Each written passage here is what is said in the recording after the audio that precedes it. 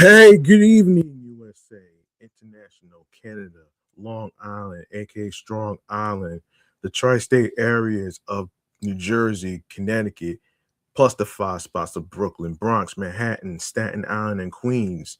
This is your man and homie, G Money Stacks, aka the Gregonator, rhymes with now or later. Your host with the most, missing the still lonely nomad, unstoppable independent podcaster, creator, YouTuber, Queens, New York native who is also a New York Mets fan and New York Giants fan from the neck of the woods of Laurelton, Queens, New York.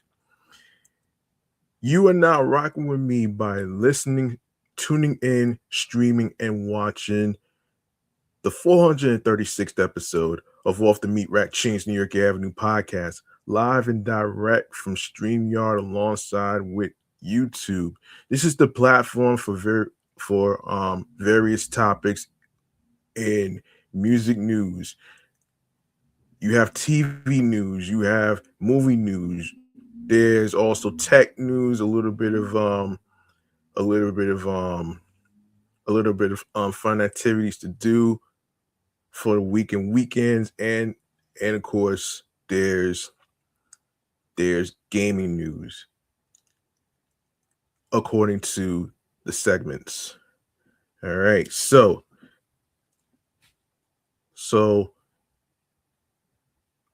be sure to hit that subscribe button on the YouTube channel pages. On the YouTube channel page, G Money Stacks 555. Of course, leave a like and a comment. It really helps. It really helps the channel as well. And of course, leave a comment on the topics in case you like the topics that I'm talking about on a weekly basis. You can feel free. It's optional. Feel free to actually, throw in a tip. Any amount of money will be appreciated. Now, no pressure. All right. To do that, you can go to my Cash App. It's in the description, along with my PayPal. That's in the description as well. So don't worry. All right. So don't forget to also leave a 5-star rating and along with a review. It really helps the show, and and of course, content creators and hosts like myself who host multiple podcasts as well can really create new content, create new topics, and everything else in between. All right. It really helps the show grow. All right. Um, I hope everyone had a chance to do their last minute Christmas shopping, even though Christmas is tomorrow. Actually Christmas Eve, Christmas Day is on Thursday. So hopefully you'll be able to hopefully I hope y'all had your Christmas shopping done already.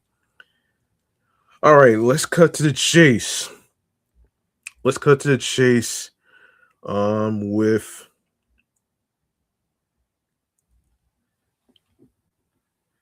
let's cut to the chase with with this segment right here. I do apologize. All right, let's have a transit talk in the latest segment of the New York Mass Transit Files.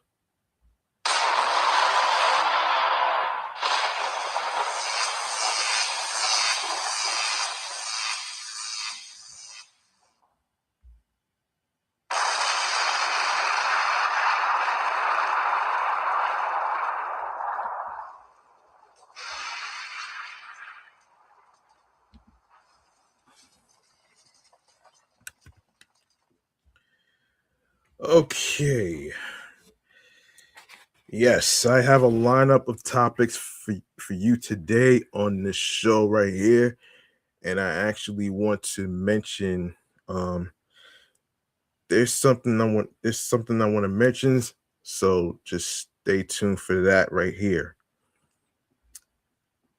All right. Okay, let's get into some transit talk, shall we?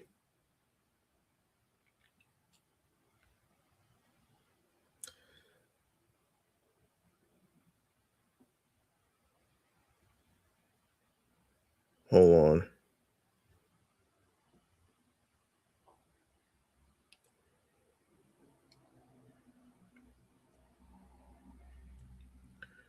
Okay, let's get to this.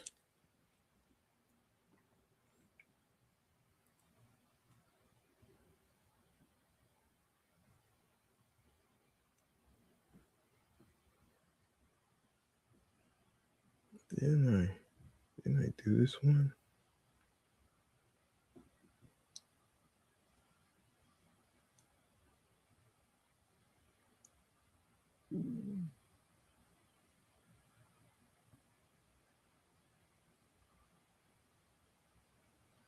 Hold on 1 second. Let me look for.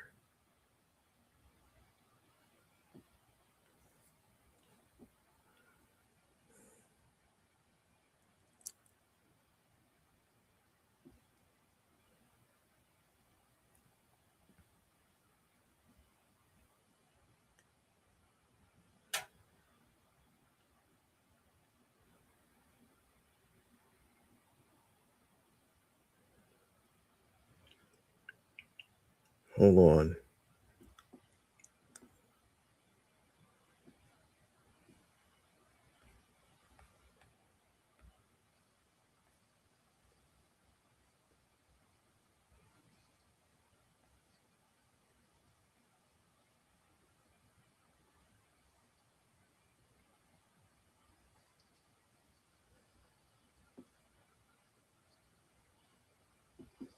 Okay, here we go. Yeah. Okay. So here's what's happening here.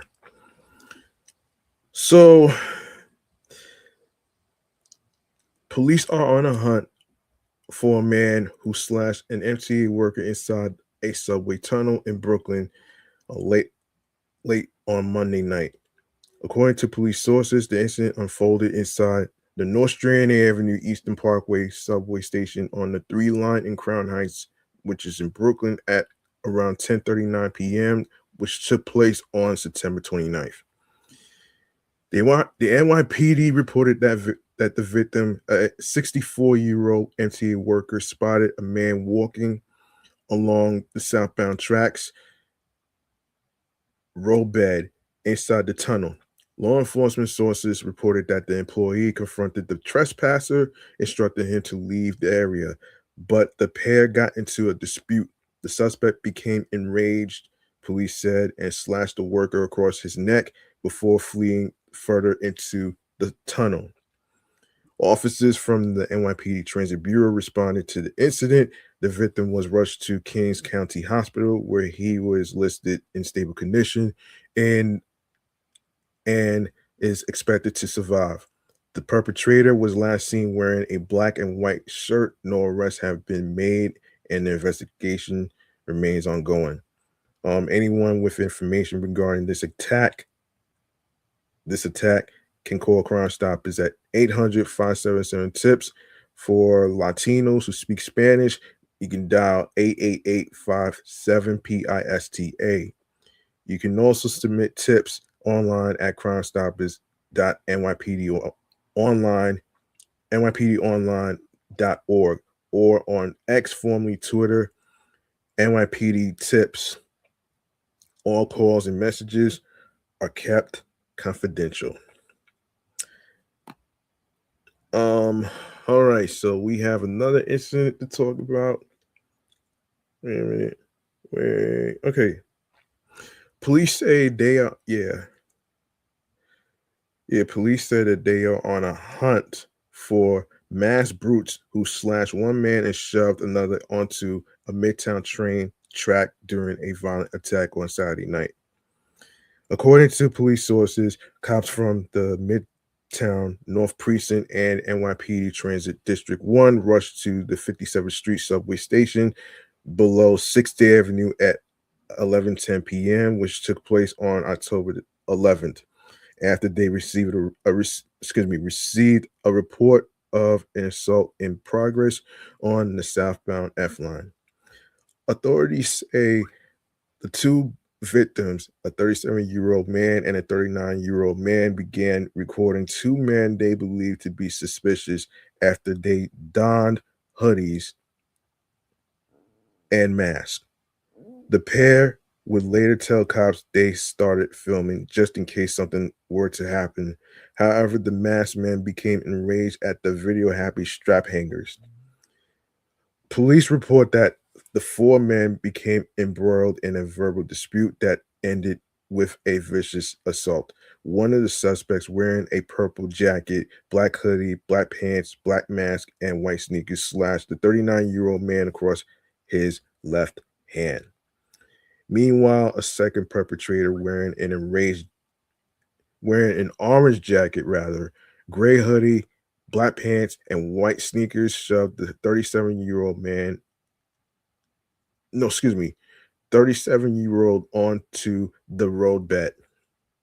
Both perpetrators fled the location topside and were accompanied by two unidentified females, police sources said.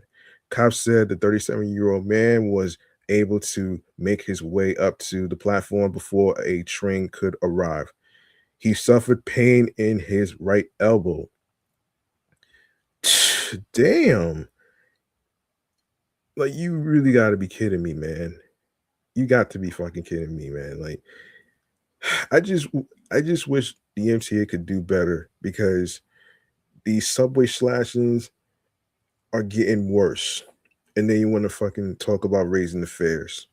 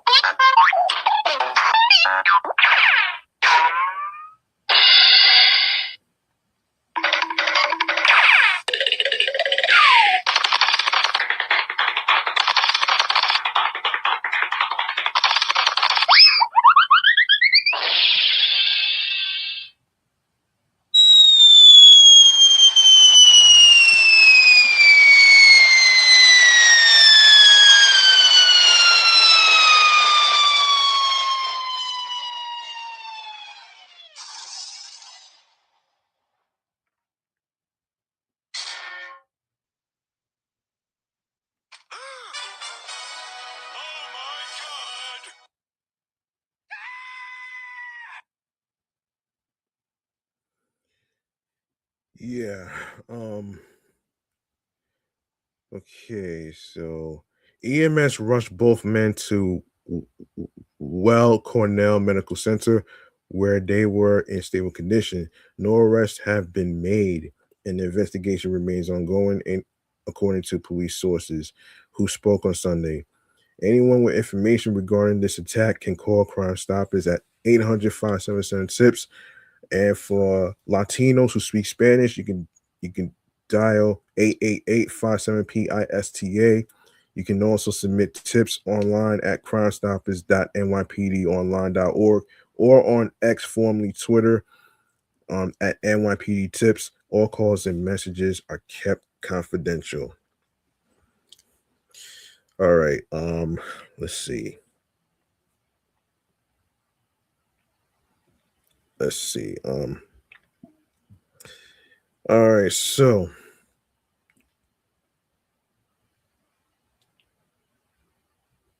let's get into this actually. So, millions of New Yorkers who use the subway system each day look forward to trains arriving on time. Um, Overall, this summer, the MTA reported that subway on time performance increased by 84.3% compared to both 2024 and 2023. In August, in August alone, the subway's weekday on time performance was over 85%, which agency representatives said was the best August in a decade, excluding the years of the COVID-19 slamdemic. Overall, over the last several years, thanks to the support of our partners in Albany, we've dramatically increased the service we provide, said Demetrius Critchlow, MTA NYC Transit President. So we're running better service, but more service is the key. The on-time performance statistics validate that the team is really engaged to be able to deliver the best service possible. NTA officials credited the performance rate to the use of new data tools to gather information about delays, as well as the implementation of a new fleet of rolling stock on the Staten Island Railway, which replaced the previous rail cars. This was a long time coming. These cars were 50 years old, Critchlow said, adding that the new cars will be more reliable. Though the MC achieved a milestone in on time performance, it was not without some hiccups during the summer.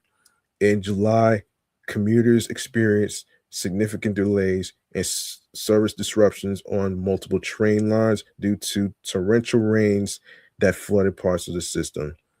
Um, Although 2.5 inches of rain fell in the city that took place on July 14th, disrupting service on the 1, 2, and 3 lines, as well as the Staten Island Railway. The trains were back in service the next day. The West 4th Street station in Manhattan experienced repeated power outages during July's heat wave. Multiple train lines, including the B, C, D, and M trains, were impacted with partial shutdowns, suspensions, and reroutes. Critchlow described the outages as the most significant events that impacted service over the summer, but he said funding from the MTA's current $68.4 billion capital plan will help make the necessary improvements to the system. Hmm.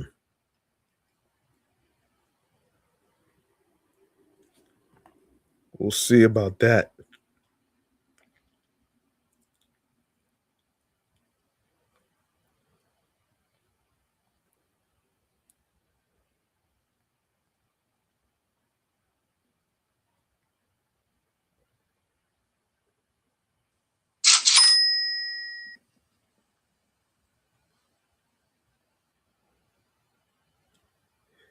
It's exactly why we need to continue to push and use the funding for the 2025 to 2029 capital programs so we can make necessary investments in state of good repair work, fixing the 50-year-old electrical equipment and even older signal equipment, Critchlow said.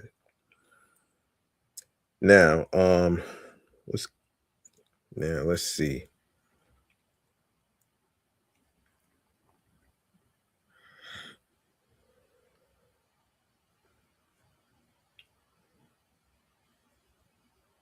Okay, all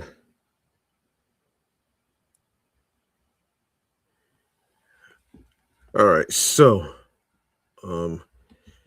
Jason Whitlock went on TMZ Live and basically called Bad Bunny's music as demonic. I'm not sure why he said that, but it's like this man is a lost. I don't want to say lost soul, but he's more of an ignorant bastard for saying that shit. All right, like this is like he says the dumbest shit ever, and you wonder why sometimes he gets Donkey of the Day by Charlamagne the God from the Breakfast Club, because he says stupid shit all the time. And that's what I'm gonna actually start with, with chatting on the jazz.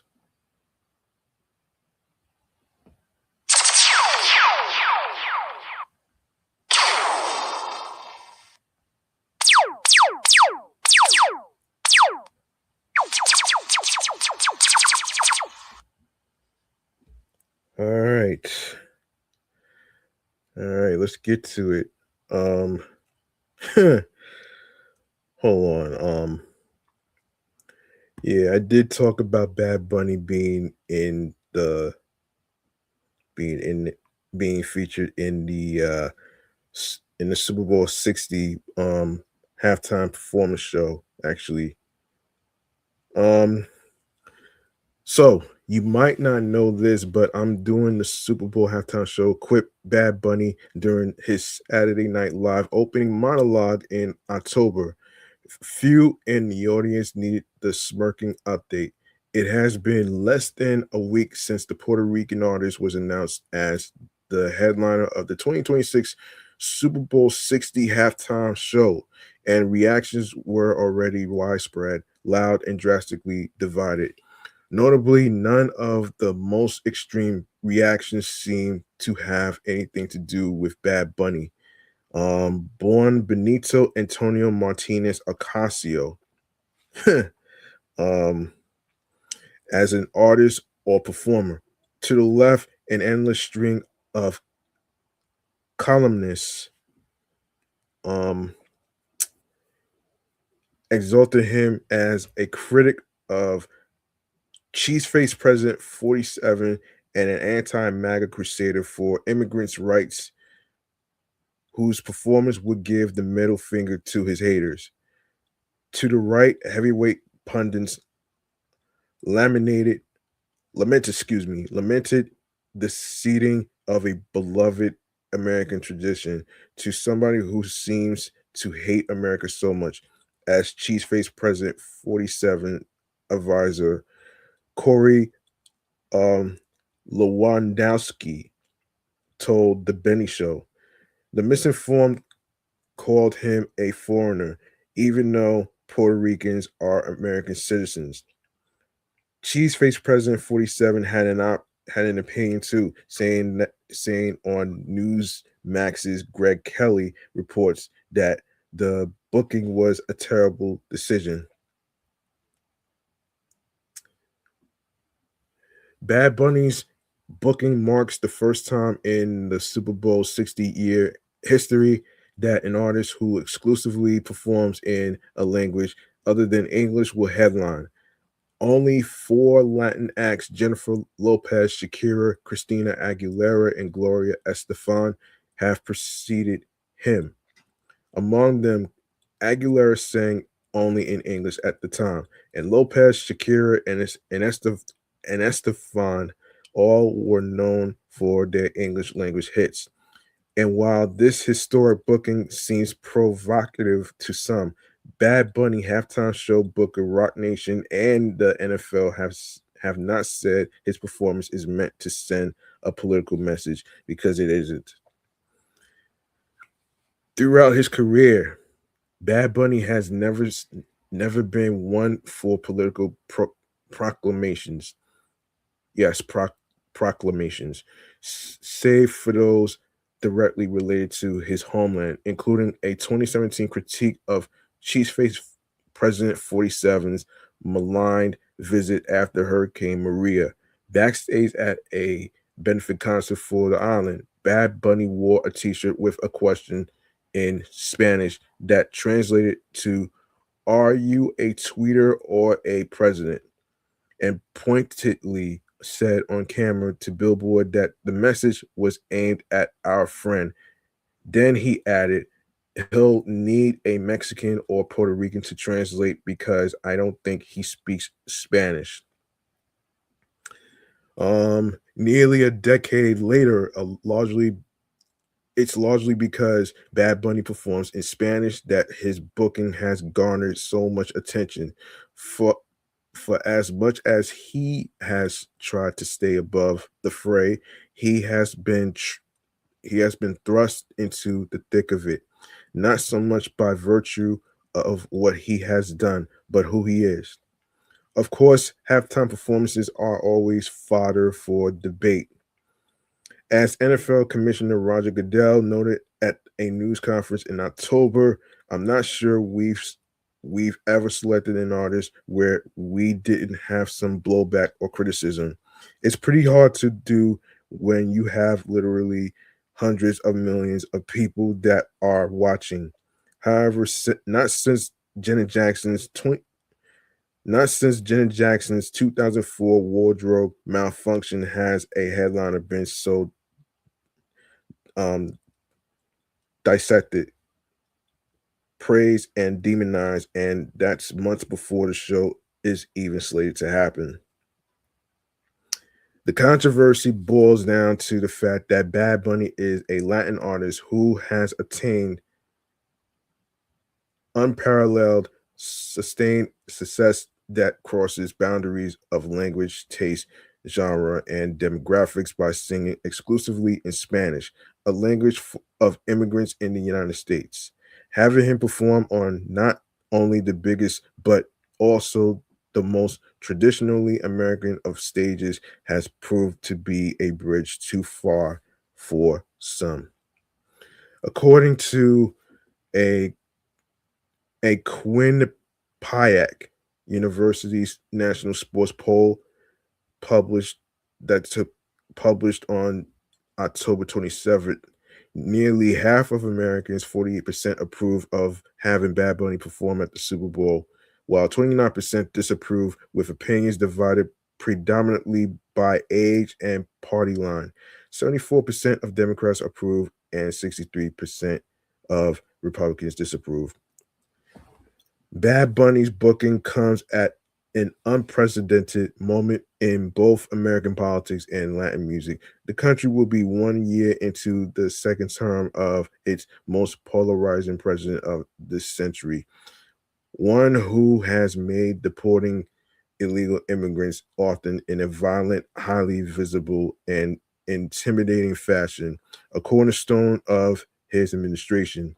New analysis conducted by the UCLA Luckin School of Public Affairs Center for Neighborhood Knowledge found Latinos accounted for 9 out of 10 immigration and customs enforcement arrests during the first 6 months of 2025. At the same time, Latin music has never been so successful or ubiquitous. Hold on. Ubiquit ubiquitous in the country's history. Luminate's 2025 mid-year music report found Latin remains the number 5 core genre in the United States in terms of total consumption, only slightly behind country. In the midst of that success, Bad Bunny has become a household name and a reticent linchpin in a cultural war.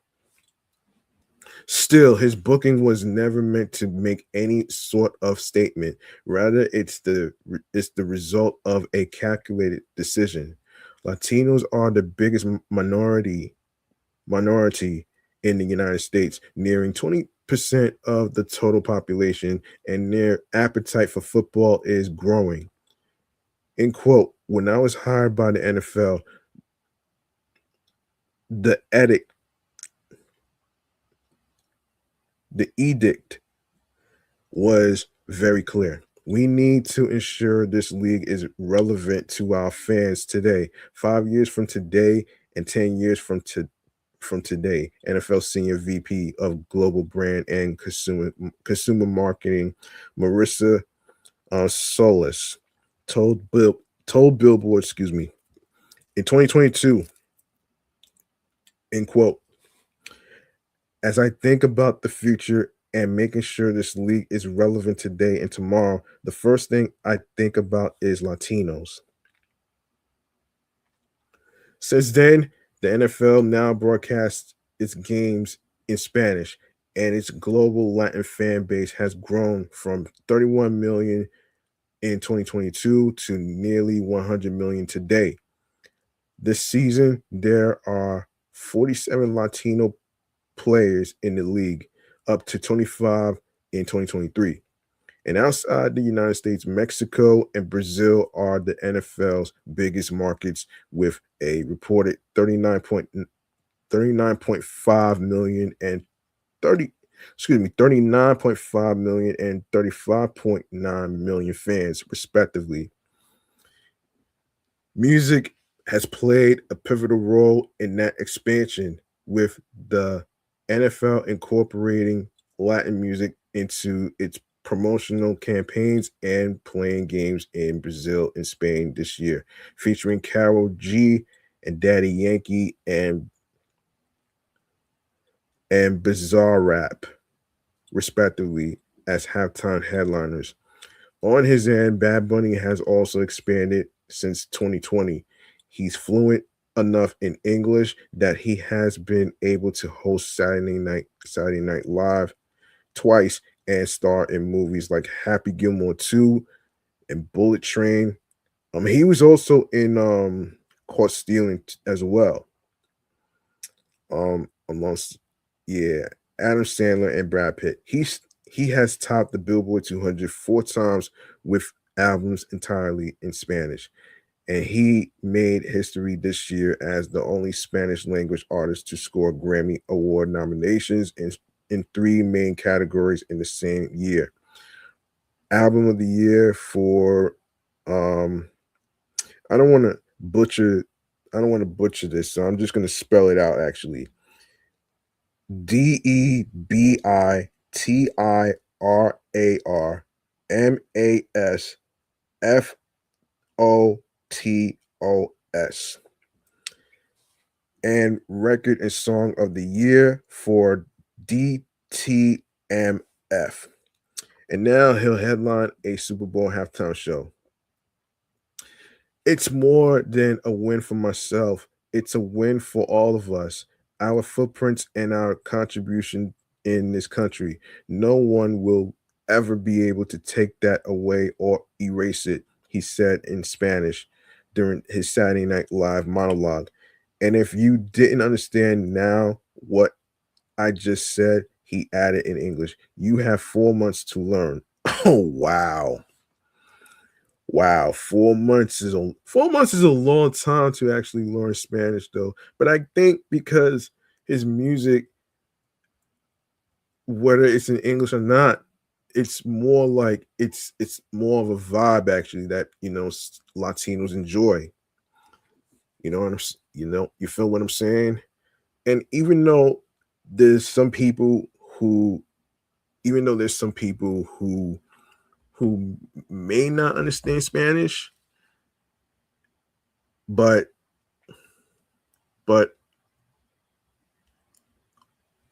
it's okay to learn. You know what I mean? So there you go, right there. Congratulations to Bad Bunny for being picked to perform at Super Bowl 60. Now I don't know the date.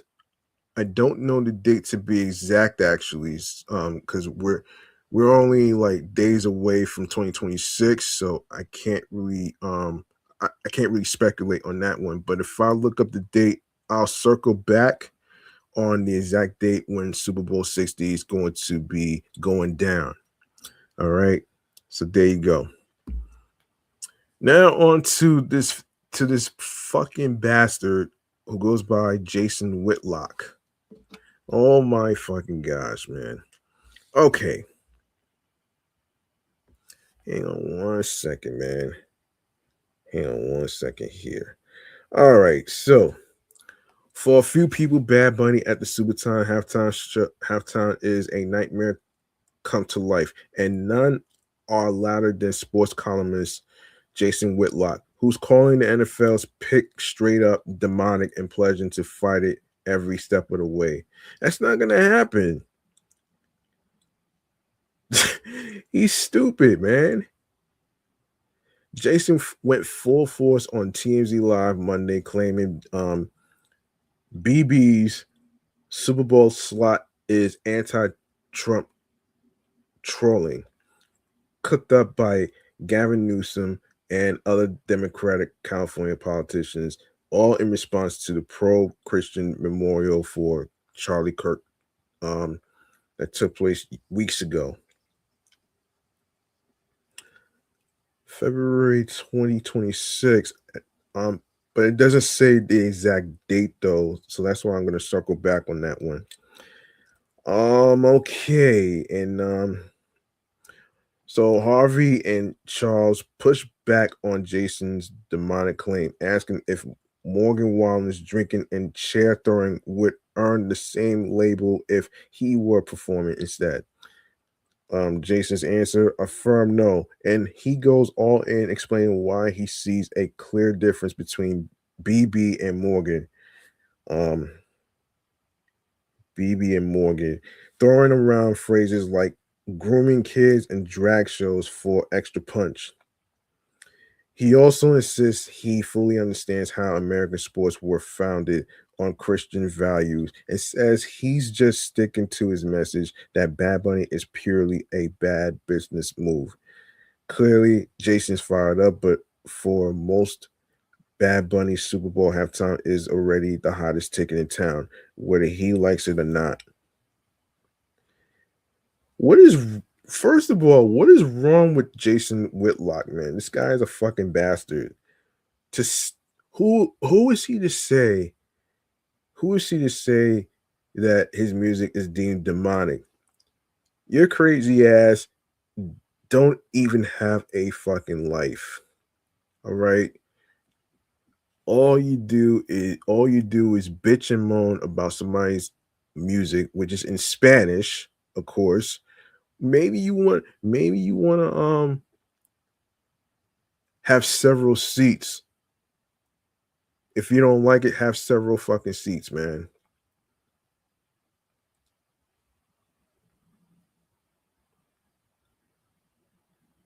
Like be for real, man. Bad Bunny is already a successful Latin artist, and you can't really dismiss that shit. You can't. Or maybe because he's jealous. Maybe Jason Whitlock is fucking jealous. He's jealous. You know what I'm saying? He's fucking jealous. I mean, man, he really needs to get hit in the head with a fucking mallet. And what he said was very fucking disgusting too.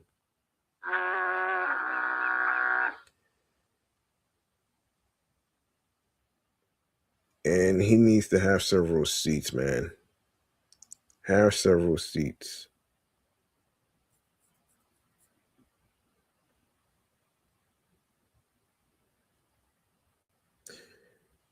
Yeah, he's a fucking idiot for that. He's a fucking idiot. All right. Let me see. Let's see what's next. I'm not gonna waste my time on this shit though. Anyway. Anyway, what the hell, man? So on to the next topic, actually. So a driverless vehicle, a driverless Waymo vehicle. Oh man, here's what's going on here, man. One Waymo passenger had an unnecessary brush with danger. Um, NBC News sports that a driverless Waymo robo taxi was literally just feet away from a tense Los Angeles police felony stop following a vehicle chase earlier in the day. The entire ordeal made its way onto social media. In the clip, the robo taxi is crushing through a situation where police officers have their weapons drawn while the suspect is lying on the ground. Oh, wow. Wow. Thankfully, no one was hurt.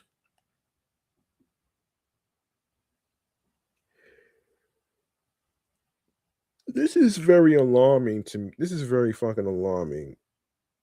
This is very alarming because this is very alarming. Like, what in the hell? Whoever invented this shit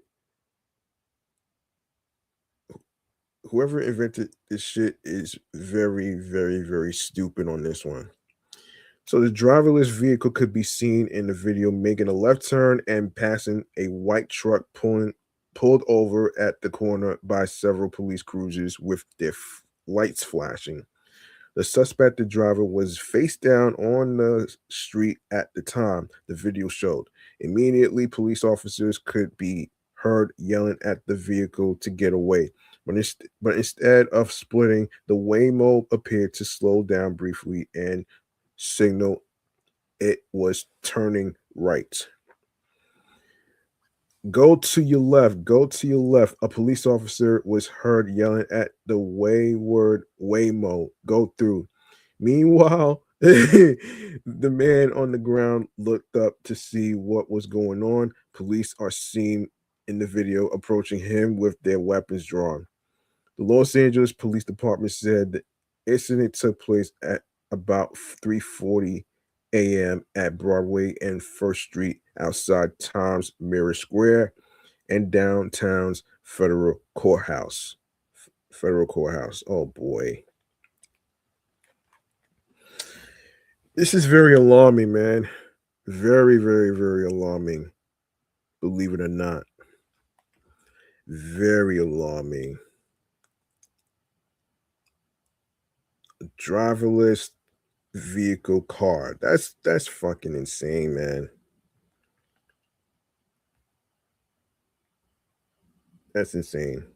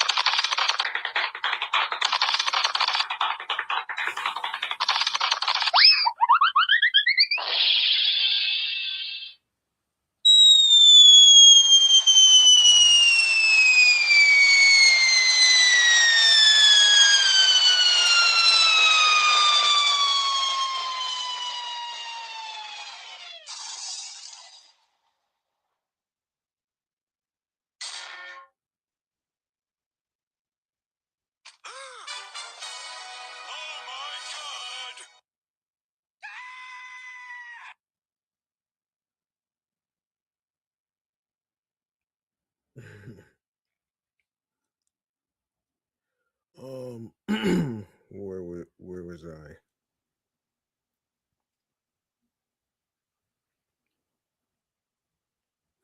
Waymo is dismissing the ordeal. According to the LAPD, the driverless vehicle driving through the guns drawn situation um didn't influence the officer's approach to the moment, and they subsequently closed off the intersection. Waymo is not stressing the incident, stating that it was only 15 seconds and claims it will learn from the situation. Safety is our highest priority at Waymo, both for people who choose to ride with us and with whom we share the streets, a spokesperson for Waymo said. In quote, when we encounter unusual events like this one, we learn from them as we continue improving road safety and operating in dynamic cities. This isn't the first incident for the Alphabet owned company since it began operating in November 2024, which was a year ago. Back in June, 5 Waymo vehicles were set on fire by anti ICE protesters. Another incident in July, 50 Waymo vehicles were reportedly sent down a dead end street by a cyber prankster. In another incident, a Waymo vehicle made an illegal turn in front of San Francisco police officers conducting a DUI stop in September. The cops couldn't give anyone a ticket because no one was driving. Despite the missteps, Waymo does boost that its self-driving vehicles have logged more than 100 million miles without anyone behind the wheel. We only expect more hilarious and potentially dangerous issues to arise as the company expands to Miami and Orlando, Florida, Dallas, Houston, San Antonio, San Diego, Las Vegas, and Detroit. Let me know in the comments how you feel about this driverless Waymo and other topics in this episode right here in the YouTube comments. All right. Now on to listen. This is the strangest shit that I ever heard, man. I came across this not too long ago. Um, as I was watching what the hell I was watching? I was watching the news one day, and then all of a sudden this person is making Chinese mustard martini. What the hell is that? Let, let me just break this down on what that shit is actually. Oh my gosh. So actually oh my goodness. So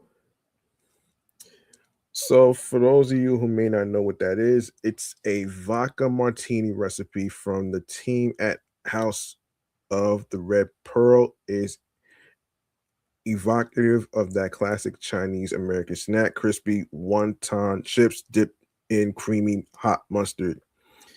So the ingredients is 1 1/4 ounces of vodka, 1/2 ounces of mustard brine, 1/2 ounces of Listal Blanco Vermouth, 1/4 ounces of olive oil. And then you have, yeah, and then you have mixing glass strainer, Nick and Nora sidebar, no, excuse me, sidecar of wonton chips. Preparation. You can add all the ingredients to a mixing glass with ice, stir to chill, and strain into a chilled glass.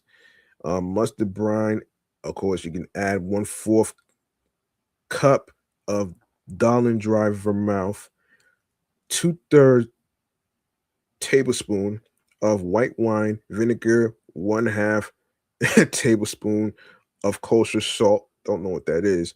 1 1/3 ounces of mustard powder, and 1/2 cup of filtered water to a non-reactive container. Stir with a whisk until fully incorporated.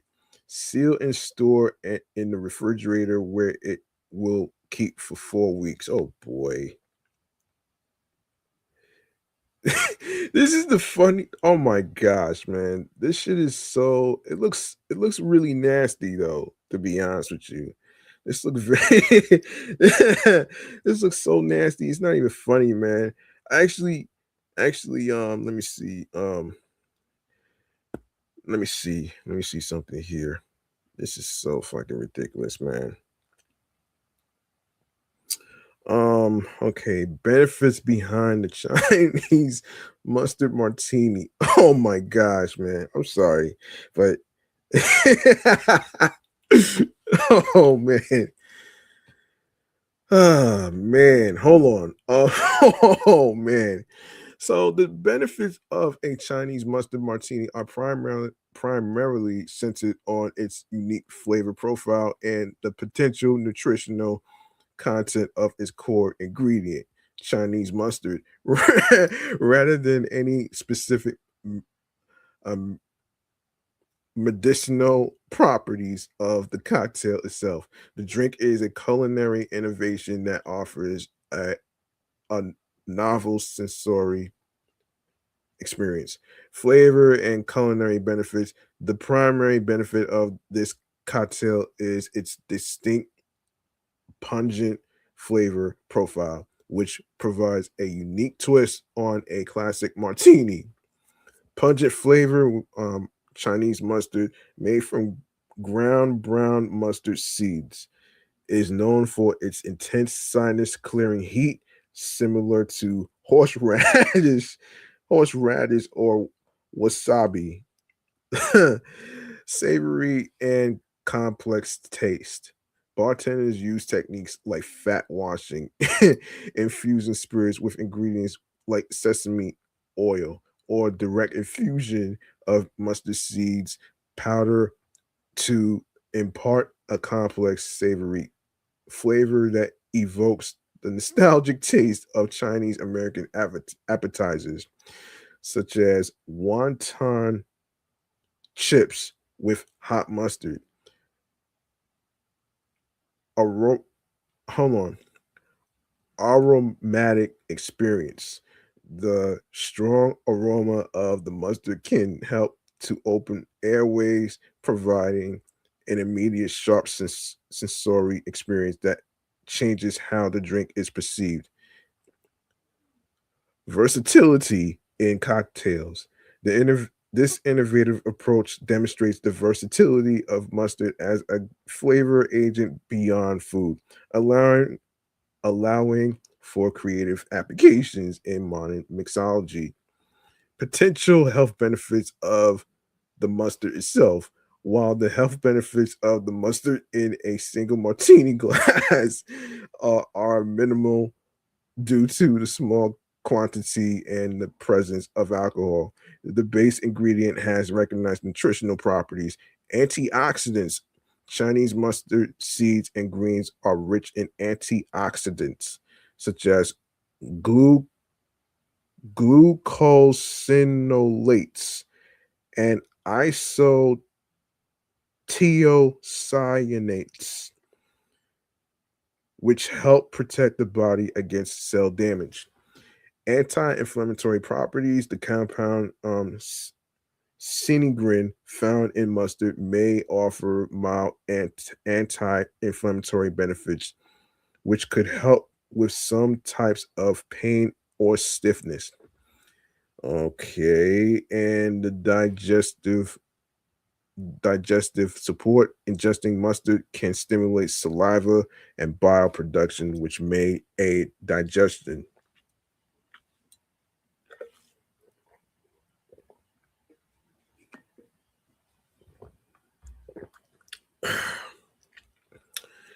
Nutrient dense in larger quantities.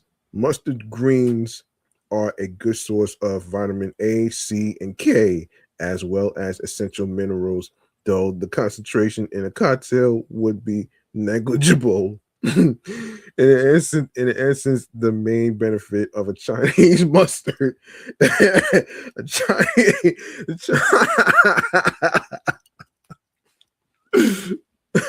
the Chinese mustard martini.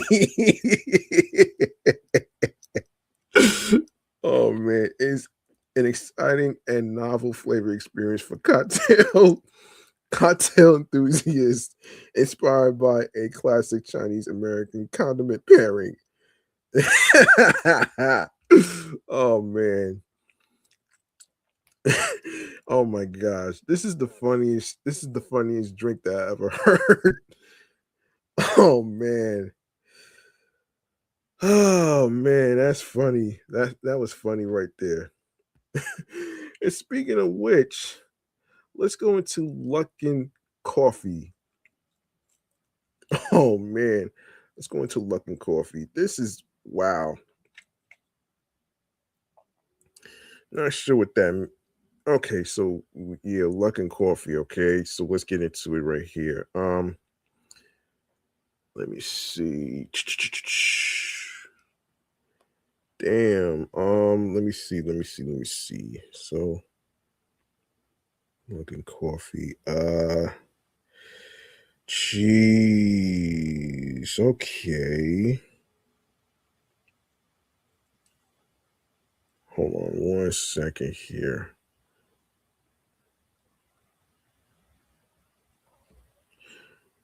Um, oh boy. Okay. So, oh man, Luckin Coffee. All right.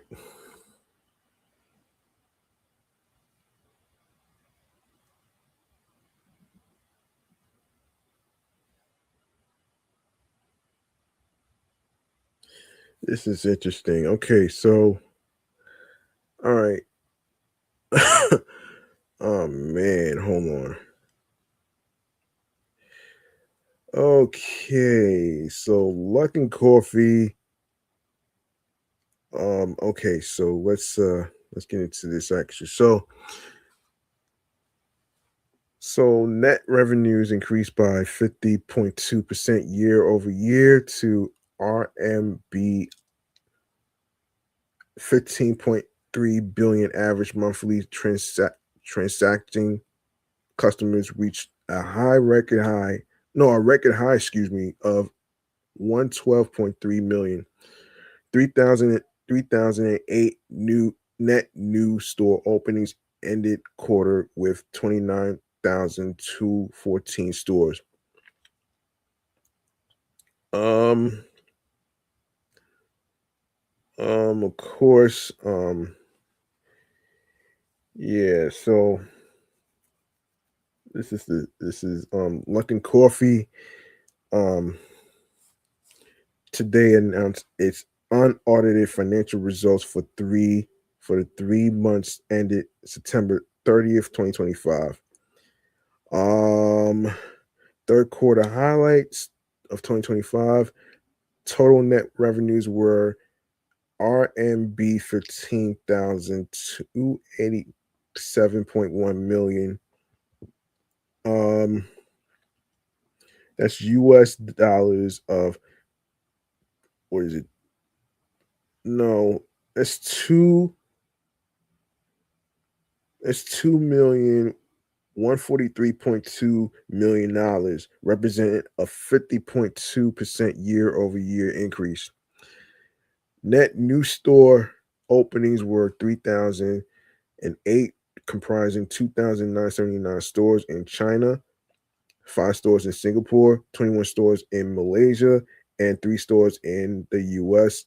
Total number of stores increased to 29,214 at the third quarter end, comprising 18,882 self-operated stores and 10,332 partnership stores, which represented a store unit growth of 11.5% from the total share. No, excuse me, the total store count as of the end of the second quarter of 2025.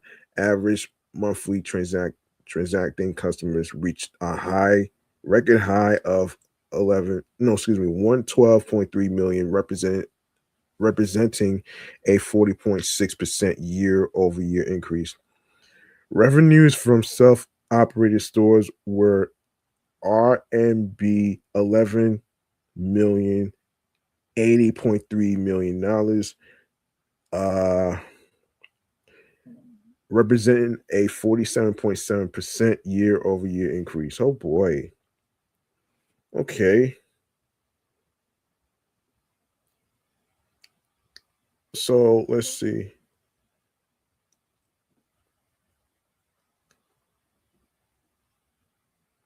So yeah, let me see. So let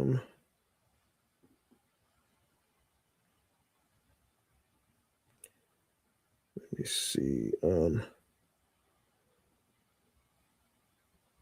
So for those of you who may not know what Luckin Coffee is pertaining to and what it's about. So Luckin Coffee Incorporated has pioneered a technology-driven retail network to provide coffee and other products of high quality, high convenience, and high affordability to customers. Empowered by proprietary technologies, Luckin Coffee pursues its vision to build a world-class coffee brand and become a part of everyone's daily life. Luckin Coffee was founded in 2017 and is based in China. You can, for more information, please visit investor.lkcoffee.com.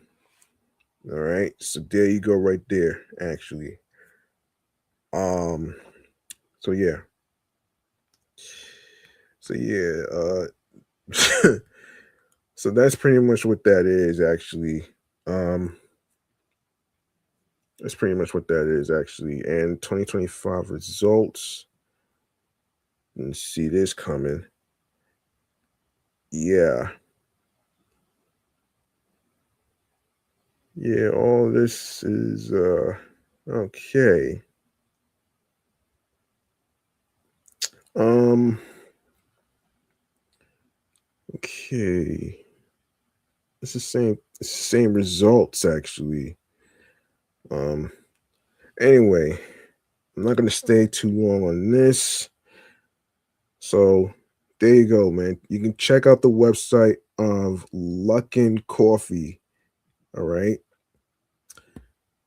All right. So let's go on to the next one. Academics. Oh boy. He's at it again with all this shit. So DJ Academics continues to not pull any punches when it comes to hip hop. He says rappers are starting podcasts because the rap game has dried up.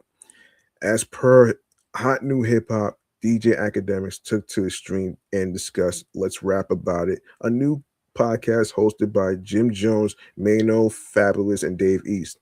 While he made it clear they would make for a great supergroup, he theorized that their new project is evidence that the MCs are not making what they used to from their art.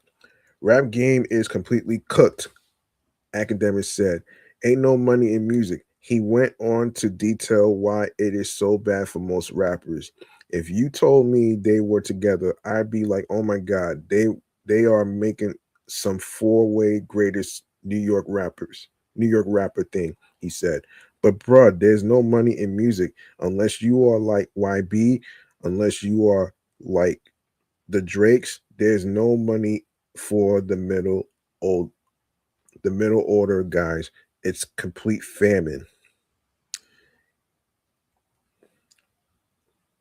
While DJ Academic spoke with a lot of bass in his voice, it wasn't directed at Dave East and the rest of the guys. There's no more money for the casual rappers, and I am not disrespecting these guys. Rappers are realizing that they have platforms, and they have these other things that are monetizable than they make in music.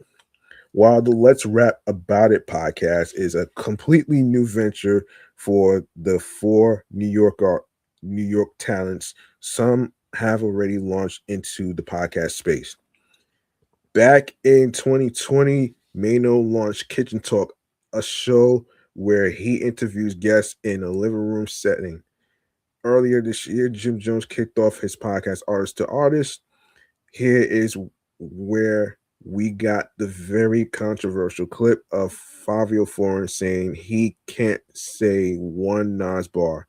You can see DJ Academics talk rappers podcasting below on his YouTube channel page. I'm not even gonna entertain that shit though, man. I'm not even gonna entertain that shit, man. Like, first of all, DJ Academics, is he even a DJ? Is he even a DJ though? Like, how does he know that there's no money in music? People been making money.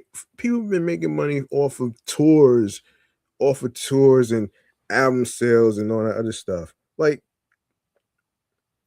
I don't know where he got that shit from, but it's it's just fucking ridiculous. Anyway, man, that's just crazy to me, man. Let's see. Let me see if I have anything else to actually talk about. I want to actually hold on a second. Hold on one second here. Oh shit. Um yeah, I want to actually get into some TV. I didn't get a chance to do any TV news due to time constraints. So um let me see something here, man.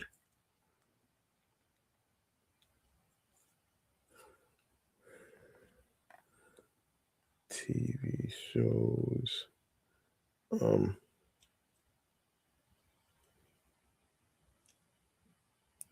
Hold on. 2025.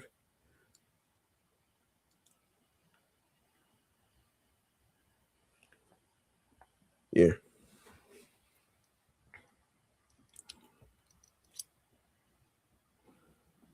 All right. Let me see.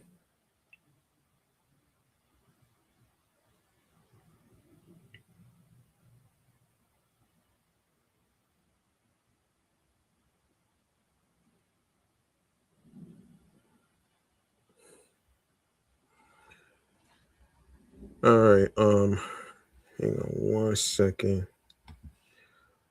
Let's go to hold on one second.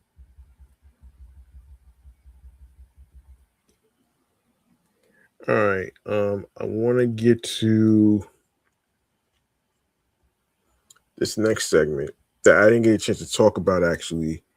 This is TV show checkouts. All right. For those of you who may not know, if you are new, TV show checkouts, it's basically I'm talking about like the TV shows that are renewed, canceled, um, and the ones that's brand new. All right. So let's get into TV show checkouts.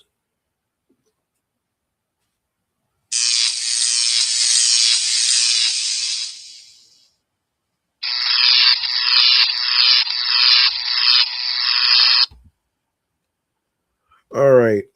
I previously talked about the two spin-off TV shows that's actually getting a second season. If you didn't know, the spin-off to Five Country, Sheriff Country, and the spin-off to Blue Bloods, Boston Blue, they both got renewed for season 2. So let's let's start there actually. Hold on. Hold on. Okay, so here again is Deadline's annual list of premiere dates for new and returning TV series. The roster covers hundreds of broadcast, cable, and streaming programs debuting throughout 2025, including many still listed as to be announced. It includes series premieres and season debuts, shows returning from hiatus, and some one offs such as live sports and award shows, but not movies or specials.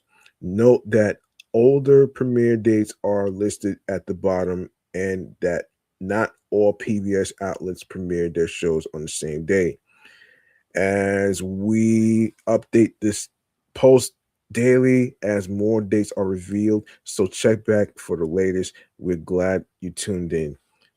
Additional additions or adjustments can be sent to editors at deadline.com. Okay. Yeah, today is the 23rd, right? So today's TV series is on Netflix. This is King of Collectibles, The Golden Touch, season 3 on Netflix. Tomorrow, Christmas Eve, Made in Korea, um, new drama series on Hulu. Fixer Upper Fireplace, new docu-series on Magnolia Network. And December 25th, Stranger Things, Netflix season 5, final season. It's gonna the finale is gonna be on Christmas. Oh shit. Yeah. Anyway, let me move on from that actually. Sanctuary, A Witch's Tale, season 2 on AMC Plus, followed by American Runestone, new docuseries Viaplay. Friday, December 26th, was it Cash Hero or Cash Hero? However you pronounce it, new drama series on Netflix. Junk or Jackpot, new docuseries HGTV. December 27th, The Copenhagen Test, new drama series on Peacock. December 29th, Members Only Palm Beach, new unscripted series on Netflix. Main Cabin Masters, season 12 on Magnolia Network. December 30th, Wolf, new drama series on AMC Plus. Building Outside the Lines, season 3 on HGTV. That's December 30th. December 31st, Stranger Things, season 5, final season on Netflix. And of course, let me see. Is there anything going on for let me see. Where is let me see something here. Oh boy. Oh, okay. So this is yes. Yeah, this is for 2026. Okay. Starting with January 1st, New Year's Day, premiered so far. Nah, I'm not even gonna really. Nah, I'm not gonna do that actually. So is it? So these are the returning. Okay, returning. Um, January 1st, Rose Parade, Great American Family live special, ABC, NBC. There's already a oh boy, 2025 Rose Bowl. live sports special on ESPN. 2025 Peach Bowl live sports special. Sugar Bowl, ESPN live sports special. Missing You, new drama limited series on Netflix. My 600-Pound Life, season 13 on TLC. Sisters, season 8 on BET. Homicide Squad, New Orleans, new docuseries. Liberation, D-Day to Berlin, new docuseries on the Smithsonian Channel.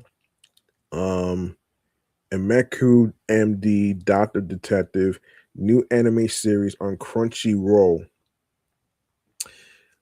And of course, January 2nd, Extreme Makeover Home Edition, new docuseries Revival on ABC. Only Murders in the Building, broadcast premiere, season 2 on ABC. Hell's Kitchen, season 23 premiere on Fox. Animal Control, season 3 on Fox. Going Dutch, new comedy series, is already on Fox already. It already happened. Locker B, A Search for Truth, new drama limited series on Peacock. Stranded with My Mother-in-Law, season 2 on Netflix. The Rig, season 2, Prime Video. Isadora Moon, new children's animated series on Max. Small Town Setup, new dating series, Hallmark Plus. Swamp People, season 16 on the History Channel. Swamp People, Serpent Invasion, season 5 on the History Channel. Southern Hospitality, season 3 on Bravo. Fugitive Hunters, Mexico, new docu-series. And sorry for the tongue twister thing, man. Yeah, sorry for the tongue twister shit though. Let me see. Damn. Let me see. Wait a minute here. No. Hold on. I'm sorry. This might be a little mixed up though. Hold on a second here.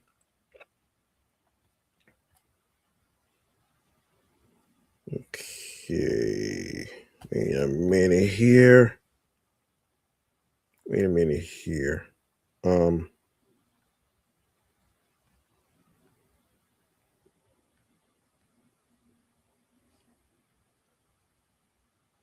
Wait a minute here. Let me just take a look here.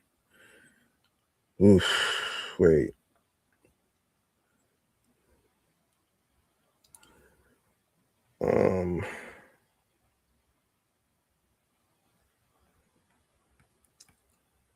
Wait a minute here.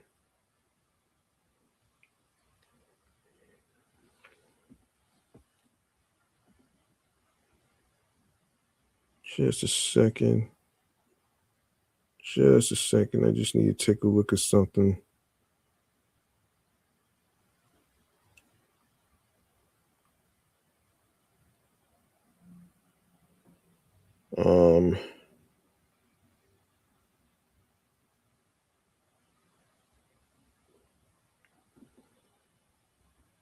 Let me see something here.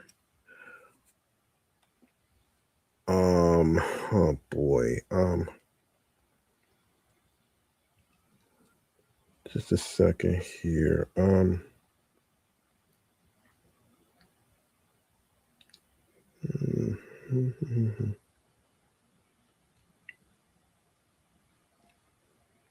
Yeah, sorry about that.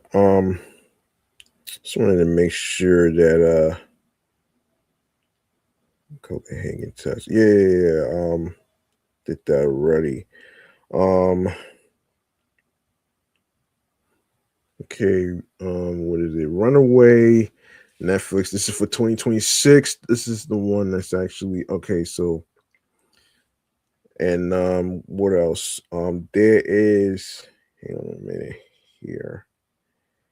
There is. Yes, The Rookie season 8 premieres on January the 6th. It's been another extra long wait for The Rookie to return since the series dropped its season 7 um, finale last spring. But the season 8 premiere is finally upon us, promising answers and more antics after the return of two big villains last year's finale.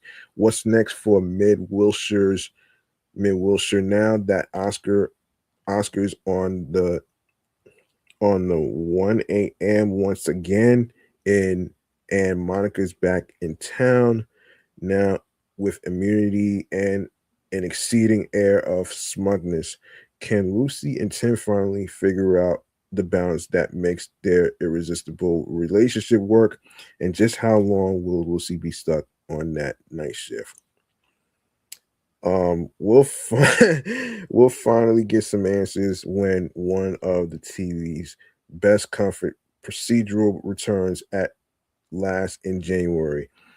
And if your comfort procedural happens to be ABC's other charming hits, High Potential or Will Trent, those shows also return on January 6th. Fox has a new TV show premiering on the same day, January 6th, Best Medicine. It's often said that laughter is the best medicine. However, when it comes to Josh Charles's Dr. Martin Best, he'd rather keep things professional. Unfortunately for him, he's found himself in a small town full of colorful characters who don't mind tickling his funny bone in Fox's new medical comedy series, Best Medicine, to offset Charles's Straight Man, The Sports Night, and The Good Wife alum, is accompanied by an all-star comedy ensemble that includes Abigail Spencer, Annie Potts, and Josh Segarra for an American take on the global British hit Doc Martin, plus the original doctor himself. Martin Clunes is tapped to guest star. Find out if the people of Port Wynn can fix Dr. Best's bedside manner, or if his tough love is exactly what the doctor ordered this January on Fox. His and Hers, um, His and Hers on Netflix, premieres January 8th on Netflix. Tessa Thompson's next project sees her head down south to Atlanta to play Anna, a recluse news anchor who's taken a step back from her career and friends as she becomes captivated by a murder in her sleepy hometown of Naga. When Anna's estranged husband Jack, played by John Berthel, who also plays the Punisher, hears of the case, he becomes strangely suspicious of Anna's involvement, leading him to pursue his own investigation parallel to hers. Beyond Thompson and Berthel, the His and Hers cast includes Pablo Schreiber, Crystal Fox, Sunita Mani, Rebecca Rittenhouse, Martin Ireland, and Ellie Rose Sawyer, among others. The Traitors season 4 also premieres the same day with season 4 on Peacock. Let me just go on to so January 11th, Industry season 4 on HBO returns. I'm not going to read too much of the synopsis of that, so I don't want to do any spoilery stuff, but you know what I mean. So, The Night Manager season 2 premieres on January 11th on Prime Video. Tell Me Lies season 3 January 13th on Hulu. This is from The Wrap, in case anybody's wondering. Hijack season 2 January 14th on Apple TV. Agatha Christie's Seven Dials premieres on January 15th on Netflix. Star Trek Starfleet Academy also comes out the same day it also comes out the same day of January 15th. So, of course, A Night of the Seven Kingdoms returns on January 18th on HBO for season 2. Memory of a Killer premieres January the 26th. Patrick Dempsey's broadcast TV return is upon us, and he's trading his stethoscope for a sniper rifle. Over a decade since leaving Grey's Anatomy, the actor will headline Fox's new drama, Memory of a Killer.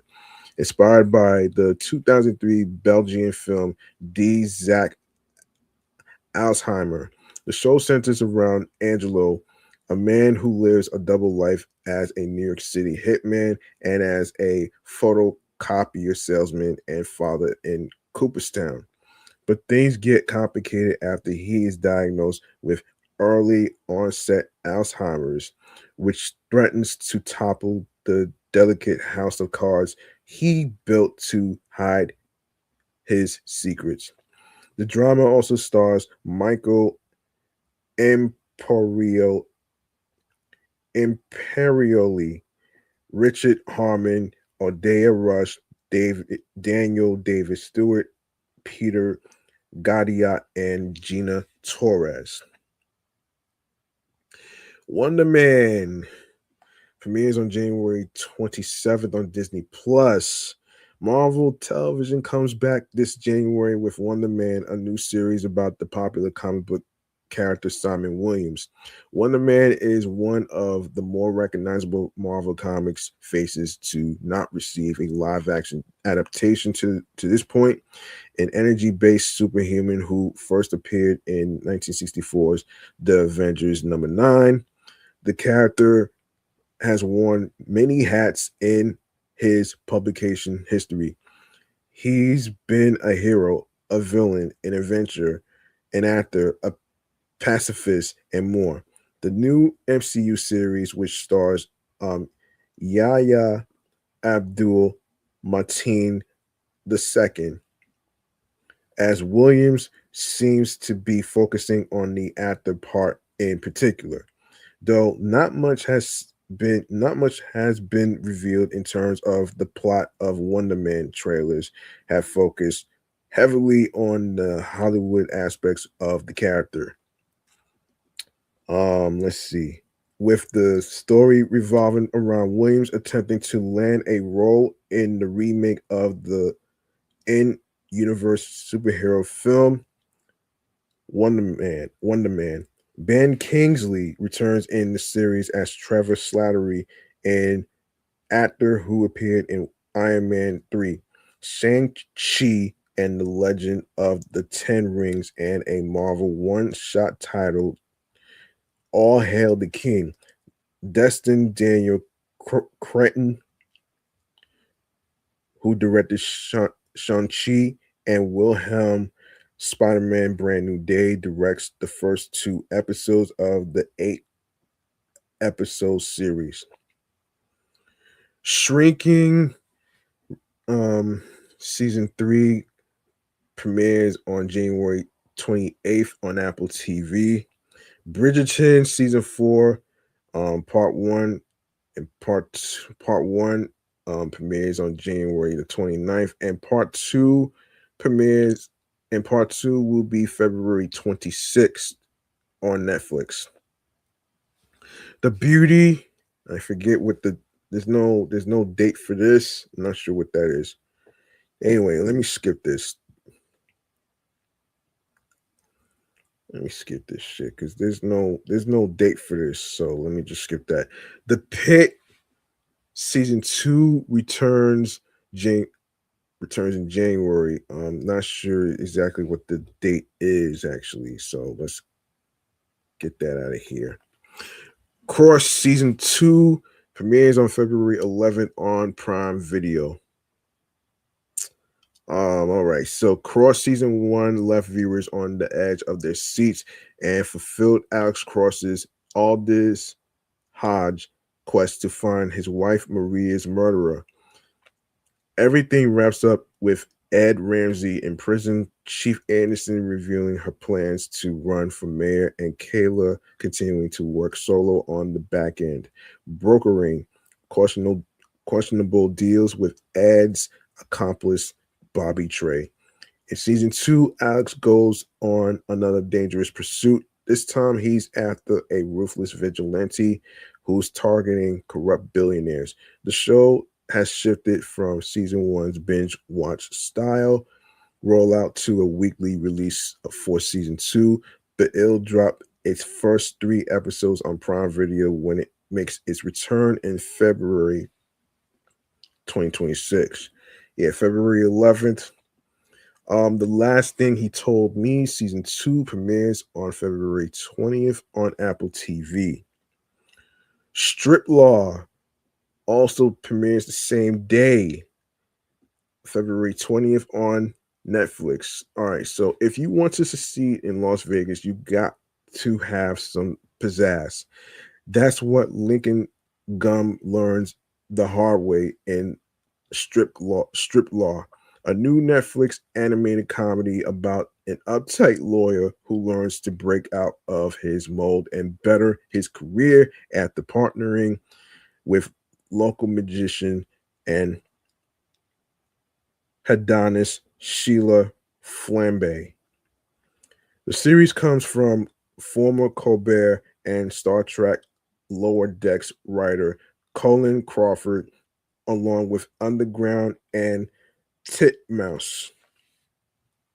The animation production company behind the Venture Brothers and Invincible, the series comes with a pretty star-studded cast, including Severance star Adam Scott, Abbott Elementary favorite Janelle James, Rick and Morty, and the Lowdown starred Keith David, as well as Barry and King of the Hill star Stephen Root. Shannon Gisela, known for her role in MIA, also stars in the series. That cast alone is worth watching. And let's see. The Fall and Rise of Reggie Dinkins premieres February 23rd on NBC.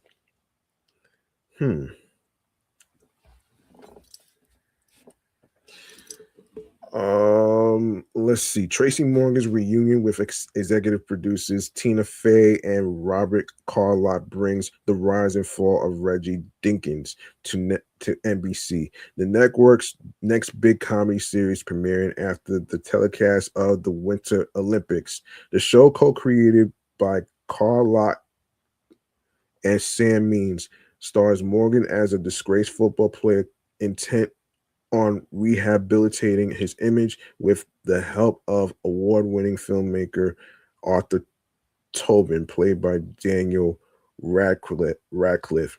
It also stars Erica Alexander, who you may know from Living Single and other TV projects and stuff.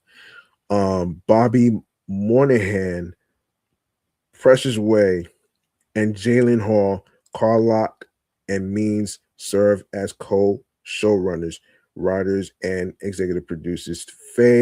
Tina Fey, Morgan, Eric Gurian, and David Miner also executive produce. Yeah, so Scrubs, the reboot Scrubs premieres February 25th on ABC. Over 15 years after Scrubs aired its finale, the gang from Sacred Heart Hospital has returned and welcomed a new group of interns. JD, played by Zach Braff, Christopher Turk, played by Donald Faison, and Elliot Ryder, played by Sarah Chalk, are scrubbing in together again for the first time in a while.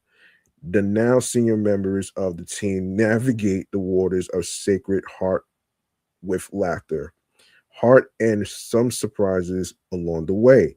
Original cast members Judy Reyes and John C. McGinley will return to guest star as Carla and Dr. Perry Cox, respectively, as the new kids on the block find their place at the hospital. Lost Love Story, John F. Kennedy Jr. and Carolyn Bessette. Um, Premieres in February. There's no exact date. Monarch Legacy of Monsters Season 2 premieres on February 27th on Apple TV. So yeah, there you go, right there. There you go. Wait a minute here. I did see, hold on a second here. Hold on a second.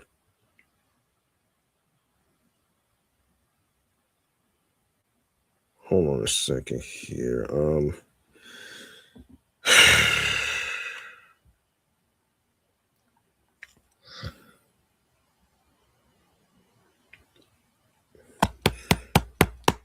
Sorry about that. Let me see this.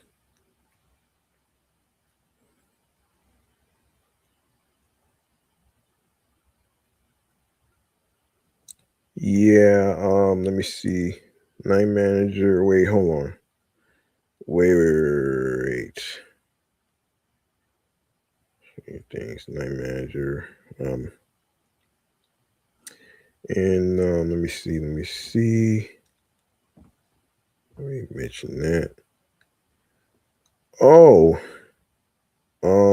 Primal premieres on Adult Swim on January the 11th. Oh boy. Something is not right with Spear, the grunting temperamental caveman and mostly silent protagonist of Primal. Jendi Tartakov Jendi Tartakovsky's award-winning animated series has been resurrected for a surprise season 3. A surprise because Spear shouldn't be here, sending its unlikely hero on an adventure that Adult Swim claims culminates in an emotional and an explosive reunion. I wonder who that could be with. With Primal lacks in dialogue, it more than makes up for in its visual storytelling, easily making it one of the TV's best shows, animated or otherwise. And you can also stream on HBO Max as well. Let's see. Star Trek Starfleet Academy premieres January 15th on Paramount Plus. Yeah, and let's see. Okay.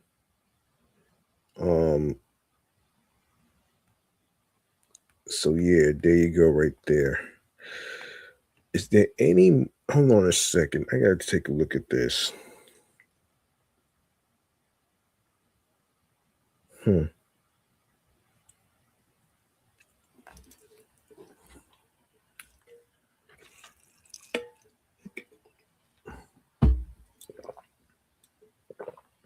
Oh man.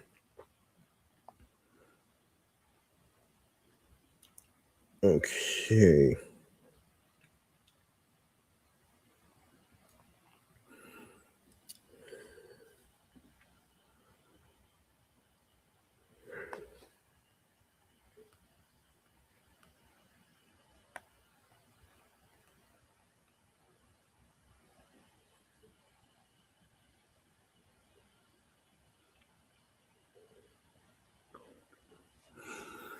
Let me see.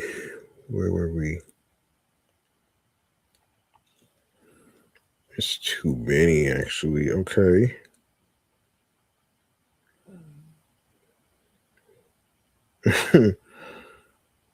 Okay. Okay. 2026. Yeah. Let me see.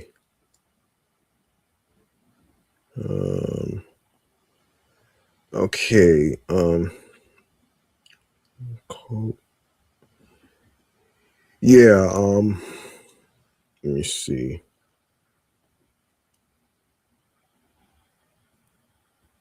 All right. Let me see. Let me see. Let me see. All right. Let's start. I'm gonna. Yeah. All right. Okay. Deadline NBC season 34, January 3rd. Let me see. All right. January 1st, Runaway, Rose Parade, Orange Bowl, Rose Bowl, Sugar Bowl, The Cult of the Real Housewife, Crime in Progress, and Shetland. Okay, that's January 1st. Um, January 4th, which is a Sunday, America's Funniest Home Videos, season 36 on ABC. When calls the Heart, season 13. Um, Premieres on Hallmark Channel, Critics' Choice Awards, US Network Live Awards Special, Snap season 36 on Oxygen, Hometown season 10 on HGTV, January 5th, St. Denis Medical season 2, on NBC. The Paper, which is the spinoff of The Office season 1 premiere on NBC, The Wall season 6 on NBC, Brilliant Minds season 2 on NBC. That's January 5th. Baking Championship Next Gen New Competition Series Food Network. Unrivaled season 2 on True TV. January 6th, of course, as I said, Will Trent season 4 on ABC, High Potential season 2 on ABC, The Rookie season 8 on ABC, Best Medicine new dramedy series on Fox, Doc season 1. Hold on. This is like something different actually. This is different. So WWE Raw is on Netflix season 2. Yeah. The Cult Behind the Killer, the Andrea Yates story, new docuseries on ID. Moonshiners season 15 on History Channel. Finding Your Roots with Henry Louis Gates Jr. season 12 on PBS. 1,000 Pound Sisters, yeah, season 8 on TLC. Let's see. Shifting gears. ABC season 2, Abbott Elementary season 5 on ABC. That's January 7th. The other one was January 6th. Yeah, so Shark Tale season 17 on ABC. Harlan Coben's Final Twist. New docuseries on CBS. Hollywood Squares. Yeah, it's a really 1B, I guess. Oh, okay. It might be the mid-season finales and stuff. So anyway, CBS. The Price is Right at Night, season 6 on CBS. The Masked Singer, season 14 on Fox. Med, Fire, and PD, they all return on January the 7th. That's season 11, 14, and 13. Beast Games, season 2 on Prime Video. Unlock a Jail Experiment, season 2 on Netflix. The Miss Pat Show, season 5 on BET Plus. Sisters, season 10 on BET. Ugliest House in America.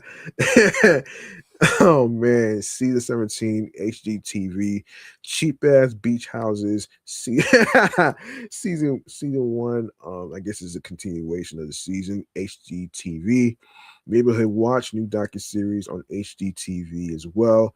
Alaska State Troopers, season 9, new network on A&E. Let's see.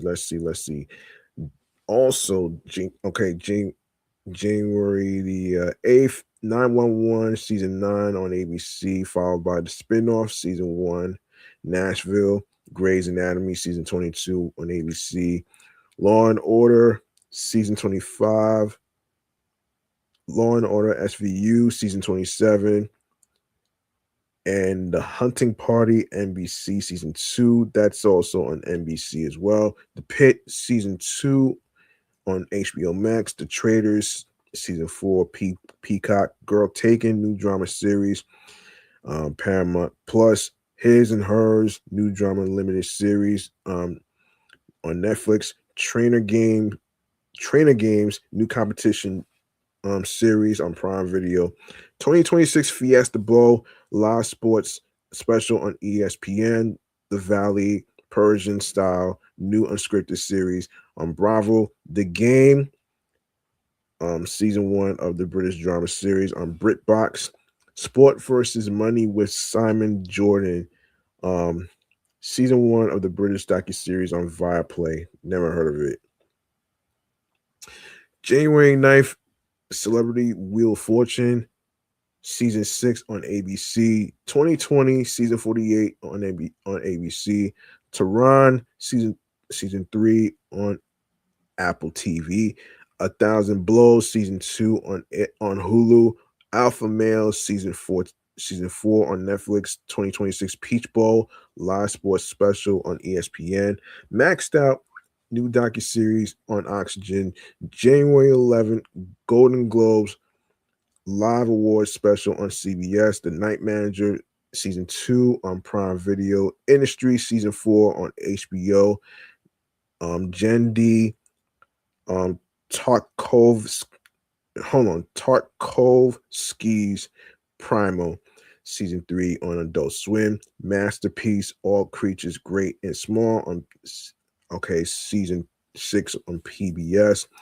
Also, season 6 of Masterpiece, Miss Scarlet, premieres on PBS as well. People Magazine investigates season 9 on ID, followed by The Curious Case of season 2 on ID. That's January 12th.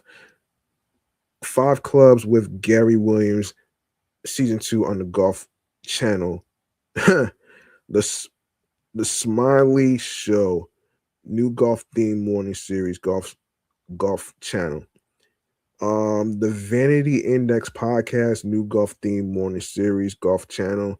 The Big Swing with Jimmy Roberts, new golf themed morning Golf Channel series. Yeah. January 13th, Tell Me Lies, season 3 on Hulu. Star Search, new competition series Revival on Netflix. Tell Me More Lies, new drama series on Disney Plus. Pole to Pole with Will Smith, new docuseries on National Geographic. Sheesh. Suddenly Amish, new unscripted series on TLC. Killer Confessions, Case Files of a Texas Ranger, new docuseries on ID. Hey AJ, new children's animated series on Disney Junior.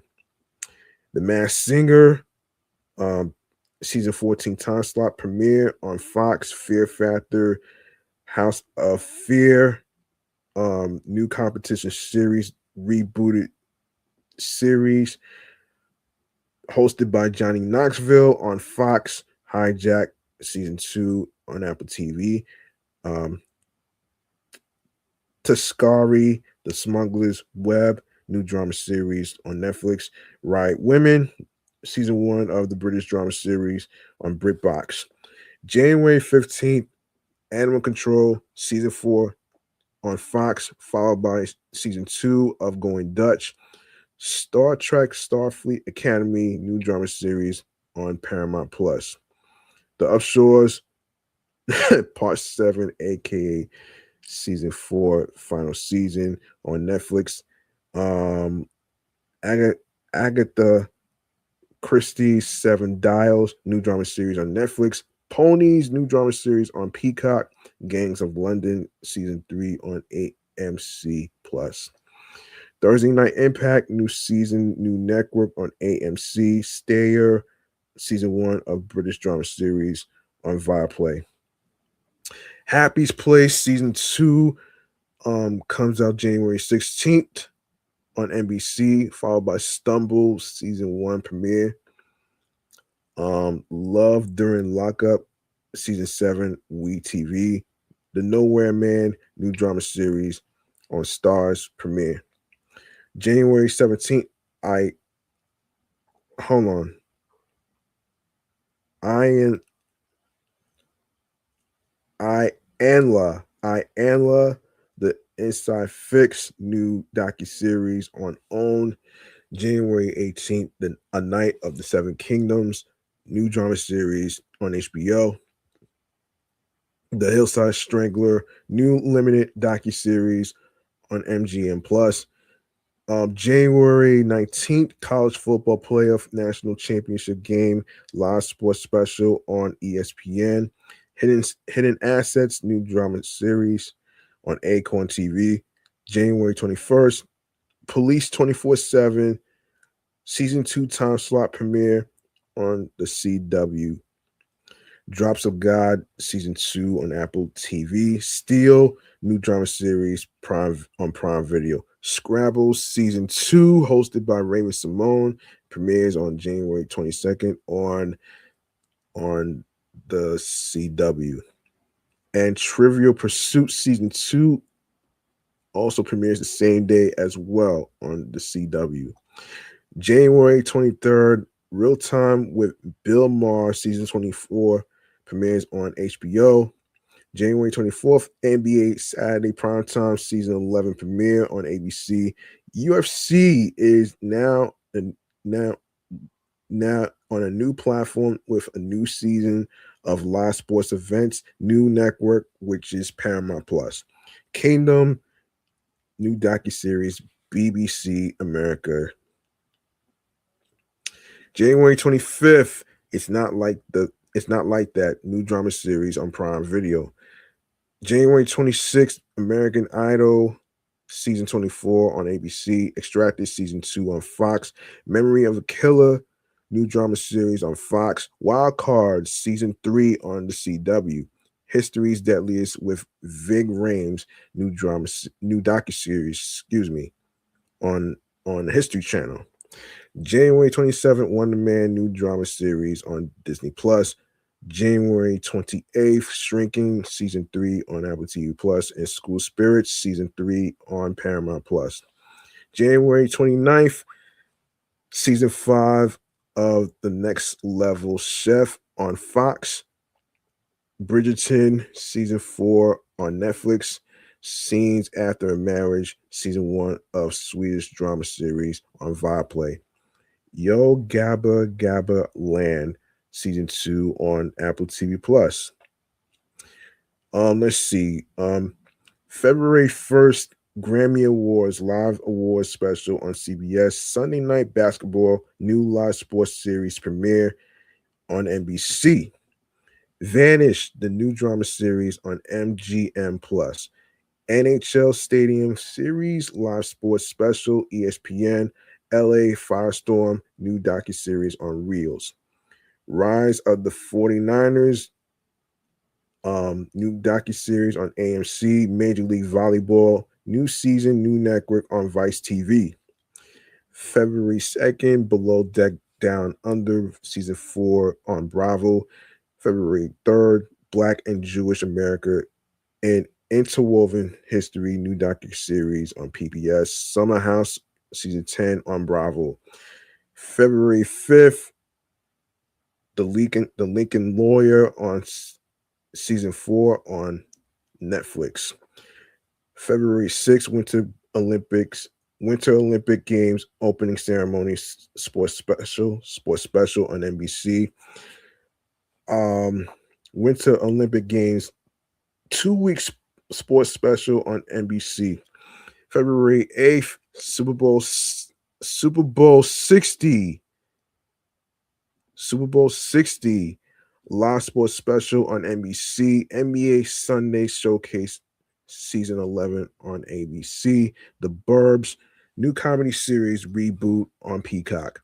February 10th, The Artful Dodger season 2 Disney Plus. February 11th, Cross season 2 Prime Video. February 14th, NASCAR NASCAR season 3, NASCAR CW series season 3 on the CW. February 15th, NBA All-Star Game live sports special on ABC. Also coming out the same day is Family Guy season 24 on Fox, like Water for Chocolate season 2 and final season on HBO. Dark Winds season 4 on AMC. Let's see, February 18th, 56 Days, new drama series on Prime Video. February 19th, The Night Agent, Season 3 on Netflix, Uncensored, Season 7 on TV One. The Last Thing He Told Me, Season 2 on Apple TV, Strip Law, new adult animated series on Netflix. February 22nd, Winter Olympic Games closing ceremony, sports special on NBC. Family Guy, season 24 time slot premiere on Fox. American Dad also returns to with season 20 on Fox. BAFTA Film Awards, live awards special on BritBox. February 23rd, The Neighborhood season 8 and final season on CBS, followed by DMV season 1 on and season 1, FBI season 7, and the new drama series spinoff is CIA, The Fall and Rise of Reggie Dinkins, new comedy series on NBC. All four of those shows are on CBS. The Voice season 29 on NBC, Paradise season 2 on Hulu, CEO Club, new docuseries on Prime Video. And returning shows are NCIS,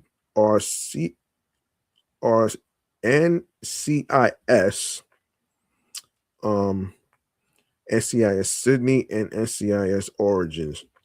February 25th, Scrubs, new comedy series reboot on ABC, Survivor, season 50 on CBS, The Greatest Average American, new game show series on ABC. February 26th, George and Mandy's First Marriage, season 2 on CBS, Ghost, season 5 on CBS, Matlock, season 2 on CBS, Elsbeth, season 3 on CBS, Bridgerton, season 4 on Netflix. Returning, Five Countries, season 4, Sheriff Country, season 1, Boston Blue, season 1, Sheriff Country and Boston Blue, like I said, got their season 2 renewal. Celebrity Jeopardy, season 4 on ABC, Monarch Legacy of Monsters, season 2 on Apple TV Plus. And February 28th, NAACP Image Awards, live award show, CBS, BET, MTV, and VH1. Yeah, so let's see. March 1st, Marshall's new drama series, 60 Minutes, season 58. Season 58 returns. Tracker, season 3, new time spot. Watson, season 3, new time slot. Excuse me. SAG Award. Yeah, all four of these TV series will be returning to CBS with the continuing seasons. SAG Awards, Live Awards special on Netflix. I'll save the rest of the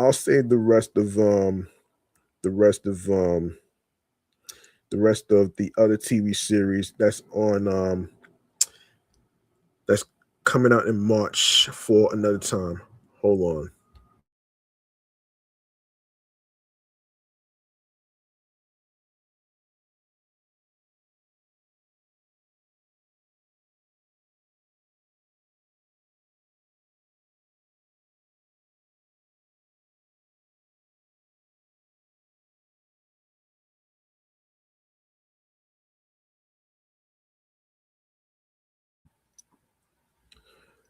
All right. Let's take a look at some tech gadgets. Let's see. Let's take a look here, man.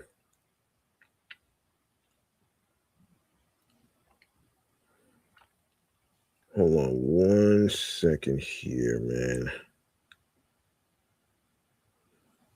Hmm.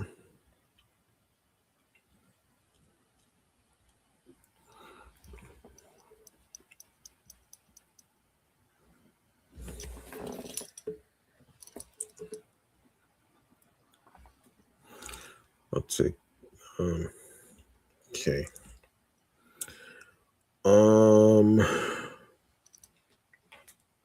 Let's get into. Let's get into this actually. So, um.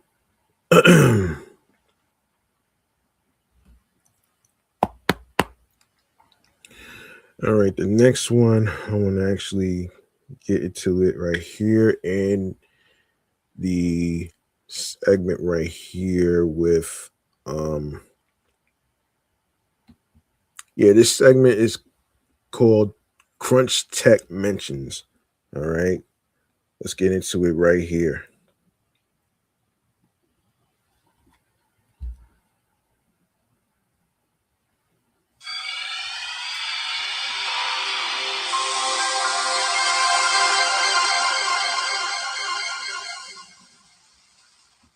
All right, I'm gonna do two topics here in tech, and then I have to go to the the munchies and drinks segment. So we'll get into that right there.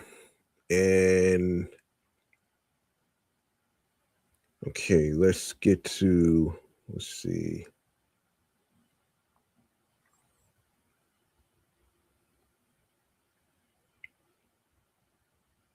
What the hell?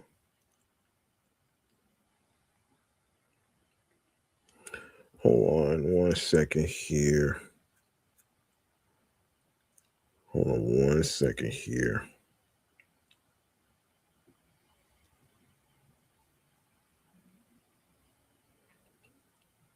Okay, let's get into Samsung's Galaxy A37. All right, so firm details concerning the camera setup of the Samsung Galaxy A37 have emerged online, suggesting a much needed upgrade. Leaked software uncovered by Smart Pre seems to suggest that the successor to the Samsung Galaxy A36 5G could shake its mid-range offering up considerably.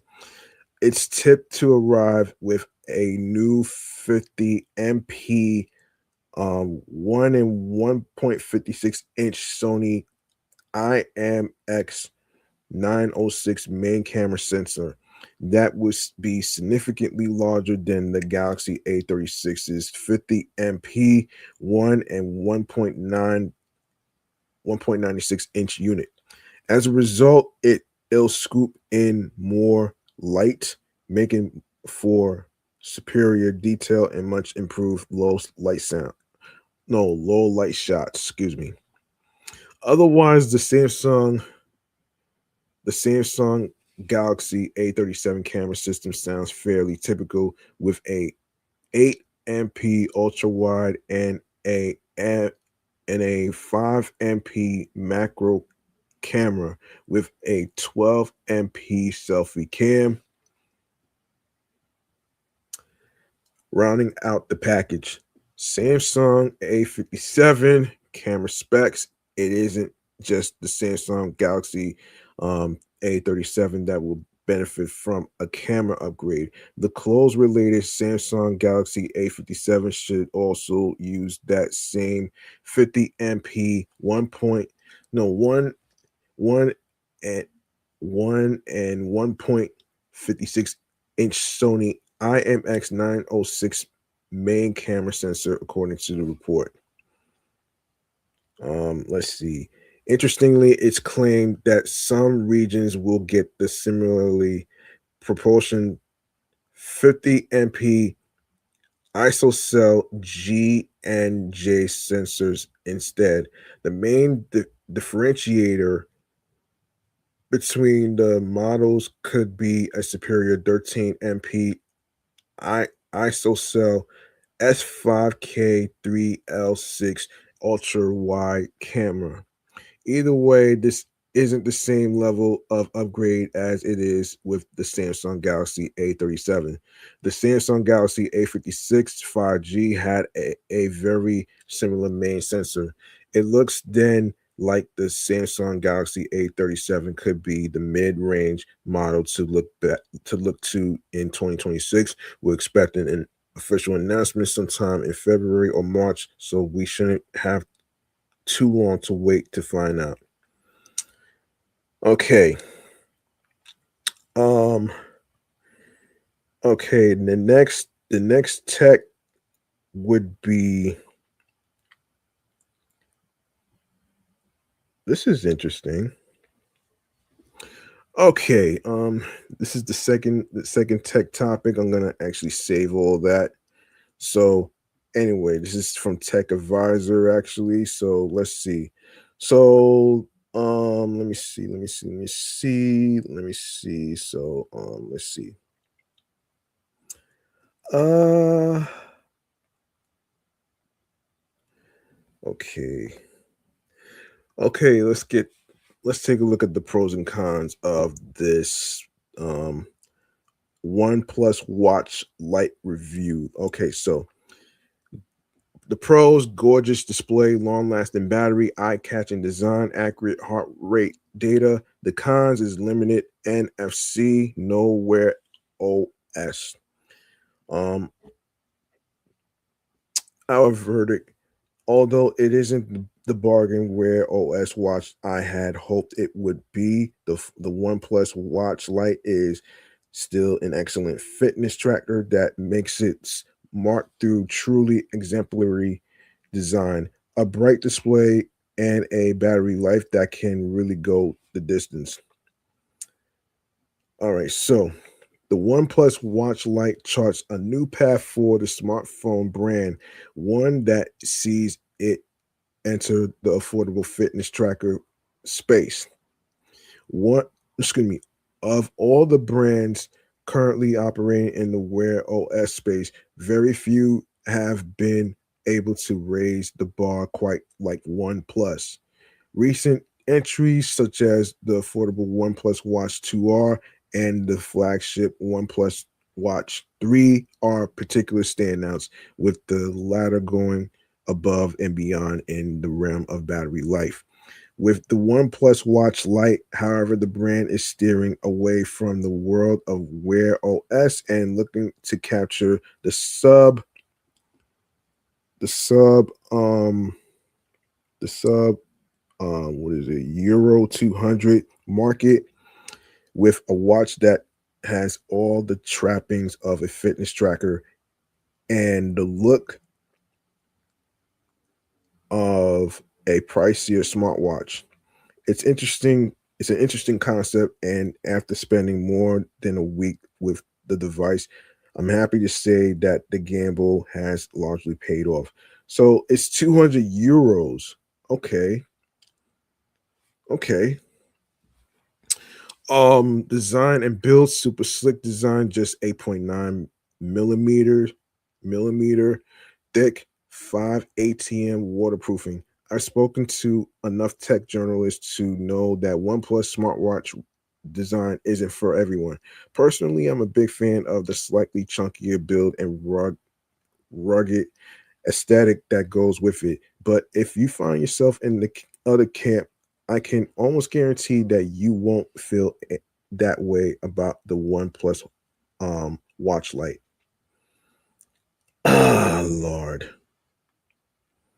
That's a lot, man. Okay. So there you go right there. Um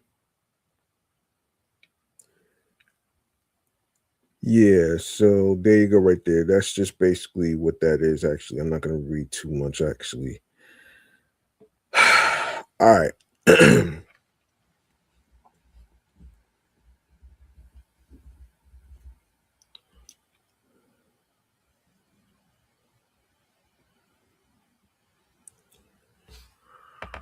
All right. Let me go to.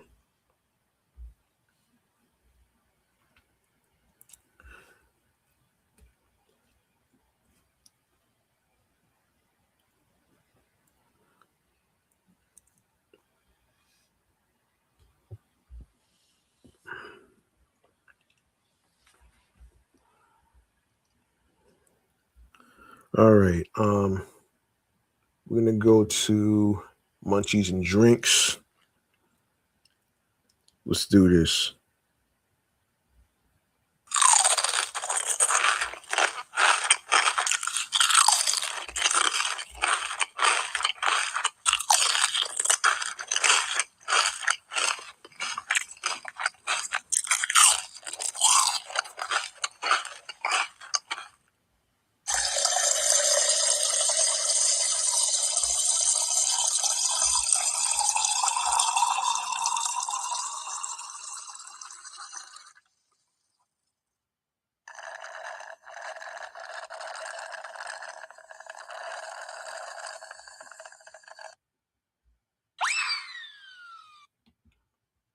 All right.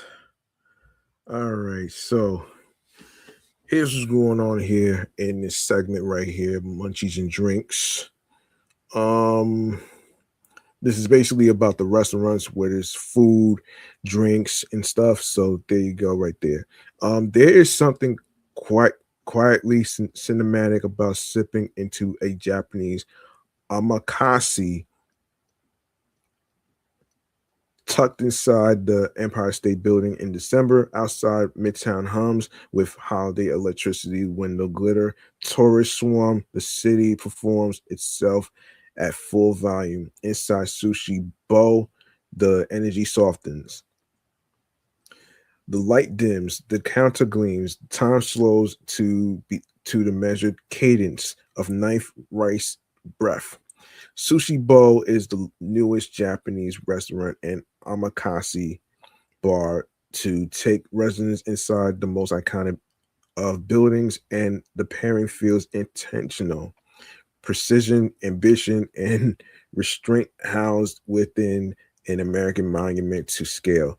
The concept comes from Kaisuke, Kais, Kaisuke um, Kasagi, the Hokkaido born New York based hospitality force behind beloved destinations like the Izakaya, Dr. Clark, and the former GUI, New York.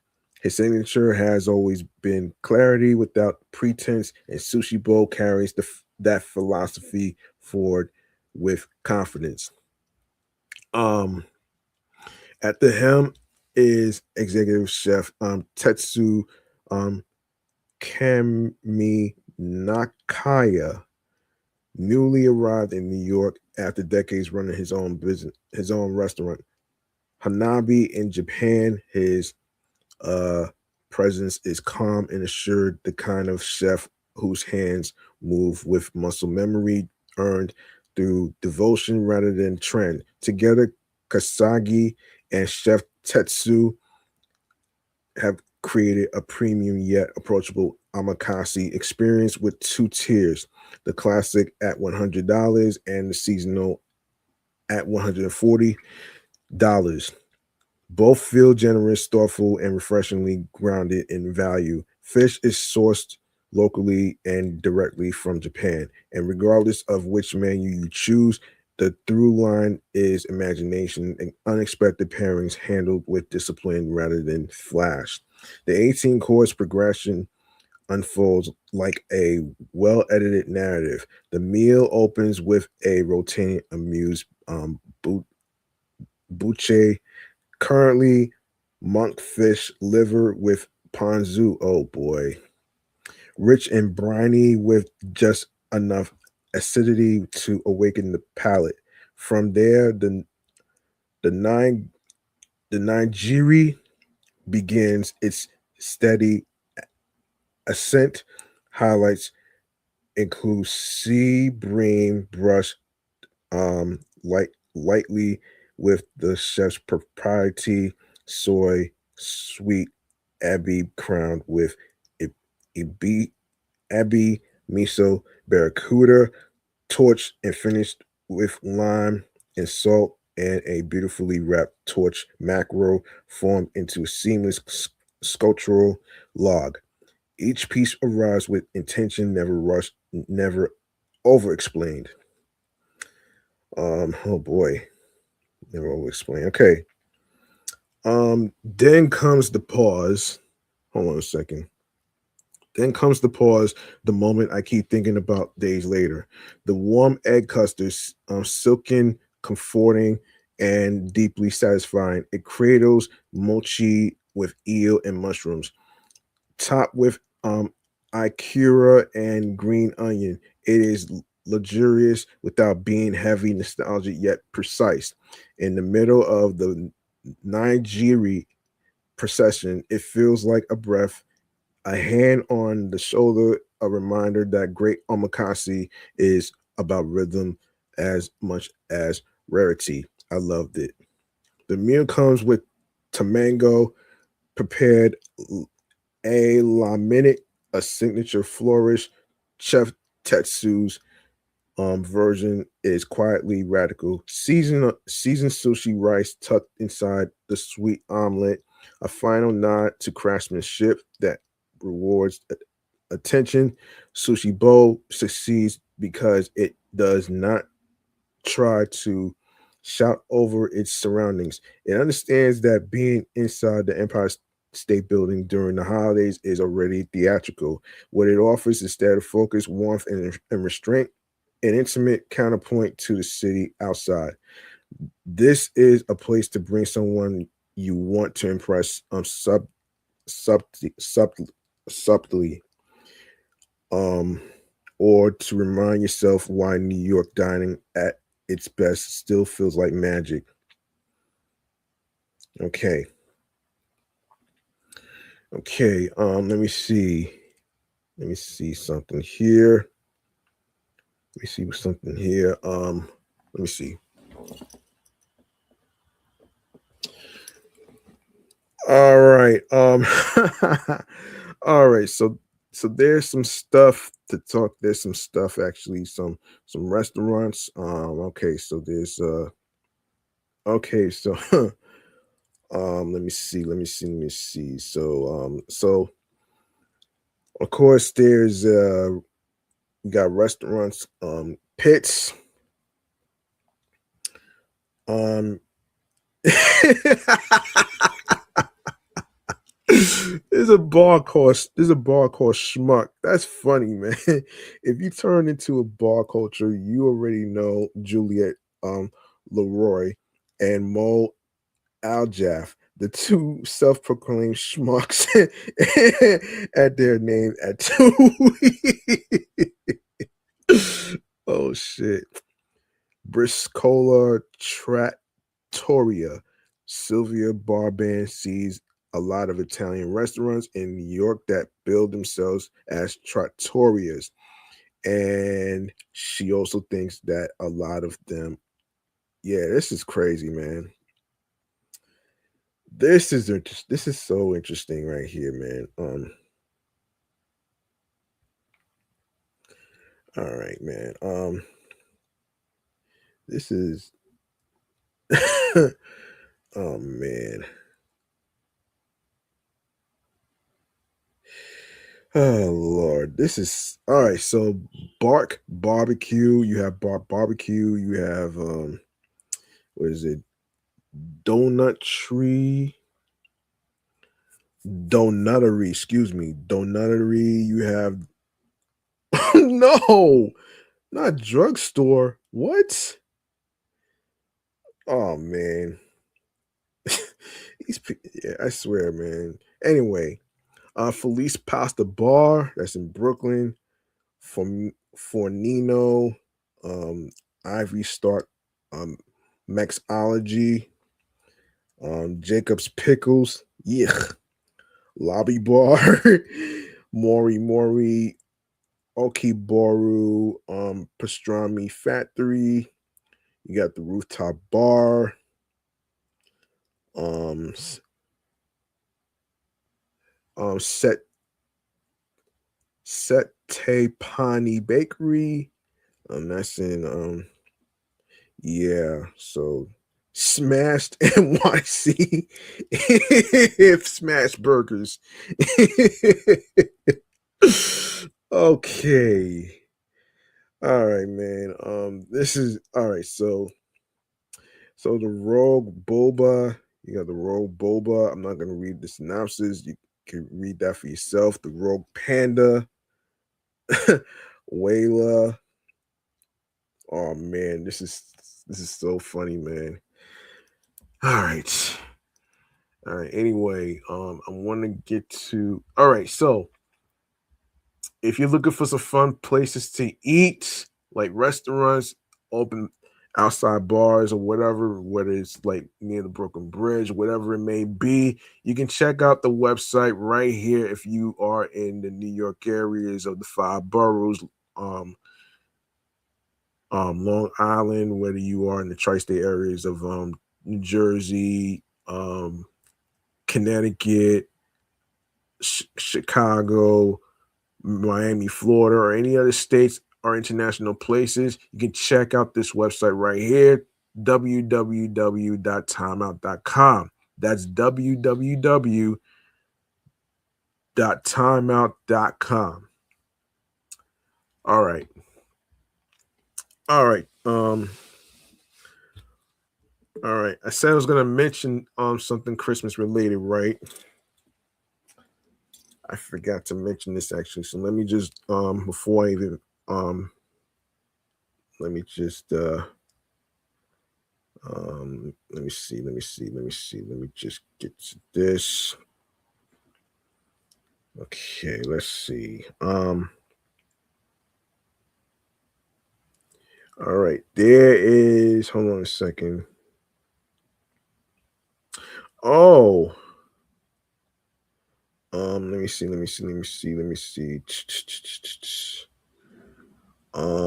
Oh boy.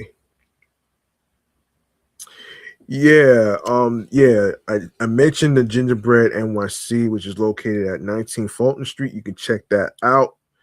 Frosty's Christmas Bar in Times Square. Scott, yeah, already yeah, make sure you check that out as well. Make sure you check out the Holiday Lights Train that's happening right now. This is like the yeah, this is basically like the Christmas stuff and stuff. So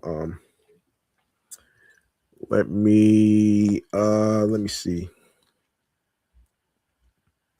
Okay. Um I want to get to some most of the Christmas stuff. Most of the Christmas stuff right here. Let me see.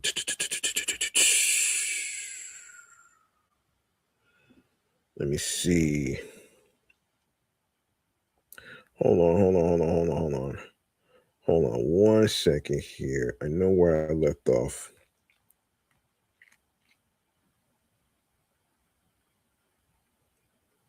Okay. Okay.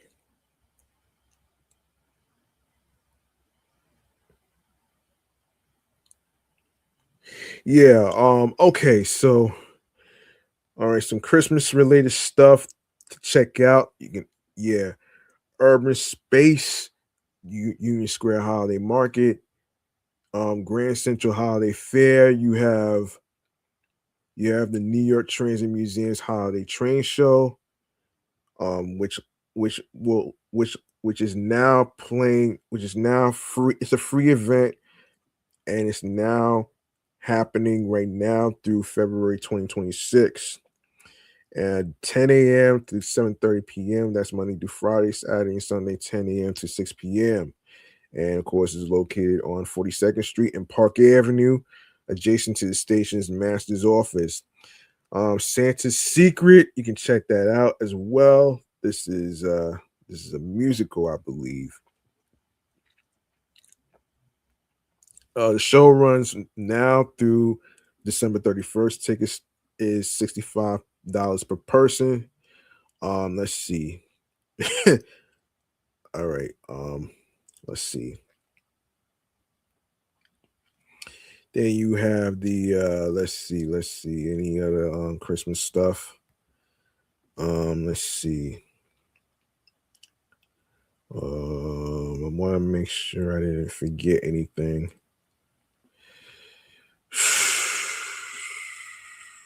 Whoa, wait a minute here. No, this is art. Hold on. I think maybe. All right. All right. Let me see. Let me see.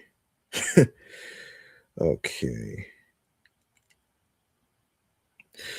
Urban Stomp Dreams and Defiance on the dance floor exhibit. Yes, you can check that out as well.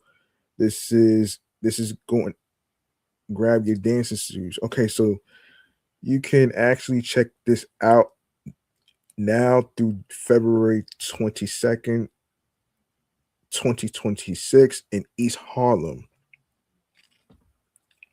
Okay. Let me see. Let me see. There is, let me see. It's gotta be some. All right.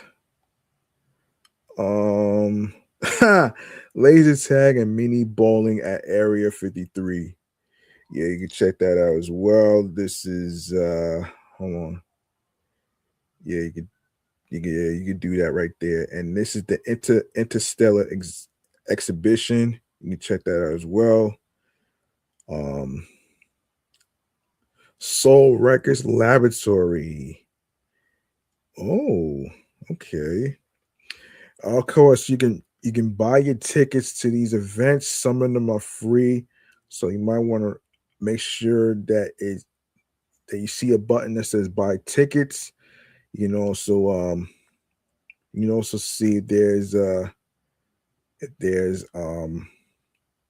anything like free events and stuff. So let's see, Raw like Sushi is until December till December 31st.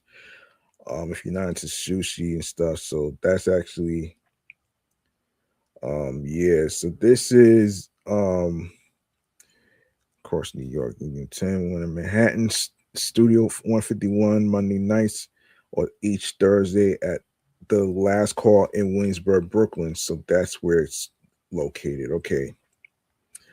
Um, let me see if there's anything else, anything Christmas related. Oh, Friday Night Vibes at Timeout Market.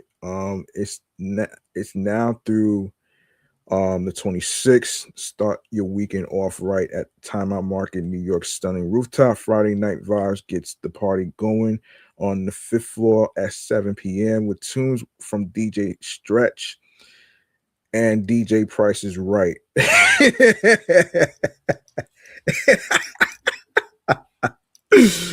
Oh man. All right, man. Dance the night away with specialty cocktails from the Marcus Awesome Bar and grab bites from one of 2 dozen kitchens, including Jacob's Pickles, Bark Barbecue, and Wayla.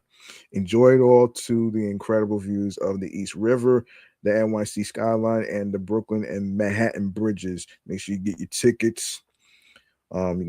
And like I said before, if you're looking for some fun Christmas stuff to do, if you're looking for some Christmas stuff to do, actually, let's see. If you're looking for some Christmas stuff to do, all you gotta do, like I said before, is go to timeout.com. That's www.timeout.com. Whether you're looking for restaurants, fun activities to do, music, whatever it may be, man. So check out the website. All right. I think I'm about to wrap up right here, though, man. I'm gonna wrap up this show right here.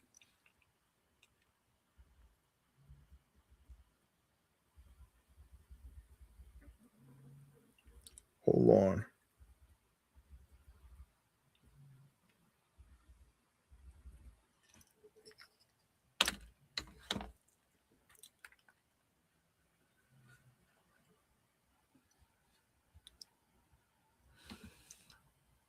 All right. Hang on one second here. Yeah, time for hang on a second. Time for the last segment of the night. And that's stream choices on the go. Stream choices on the go. There you go. Right here.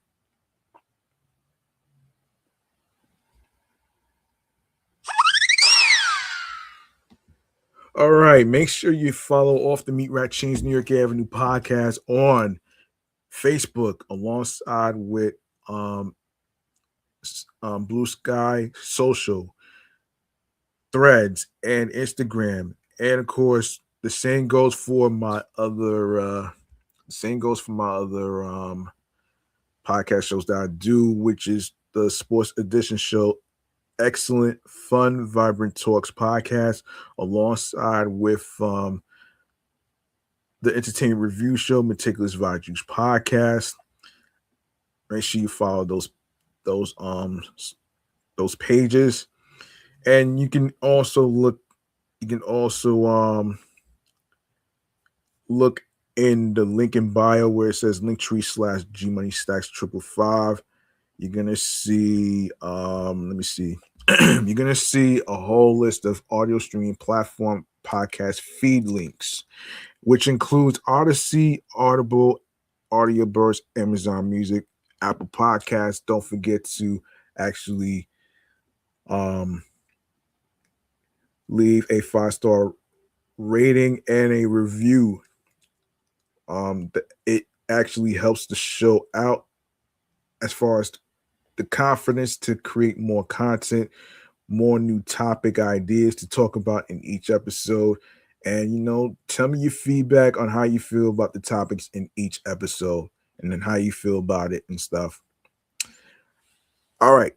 Castbox FM, Diesel Listen Notes, Moon FM podcast, Overhaul FM podcast, Pandora Play FM, Pocket Cast, Pandora, Pocket Cast, Podopolo, Podorama Podcast, Index Podcast Addict, Podchaser, Podverse, Podcast Guru, Podcatcher, Podcast Republic, Snip.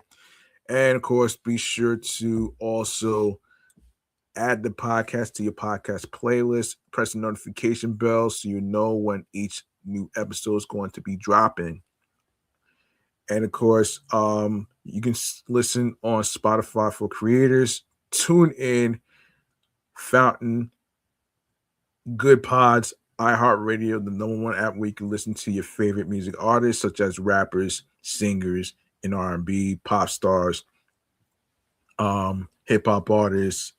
You can listen. You can also listen to your favorite AM and FM radio stations, and you can also listen to the podcast episodes for free. You don't need a credit card or debit card to download iHeartRadio. All you need to do, if you don't have it, you can download it to your iPhones, Android phones, iPads, Android tablets, alongside with laptops are included,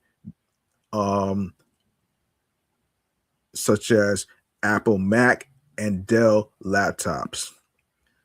All right. So there you go right there. Make sure you follow the comedy podcast as well.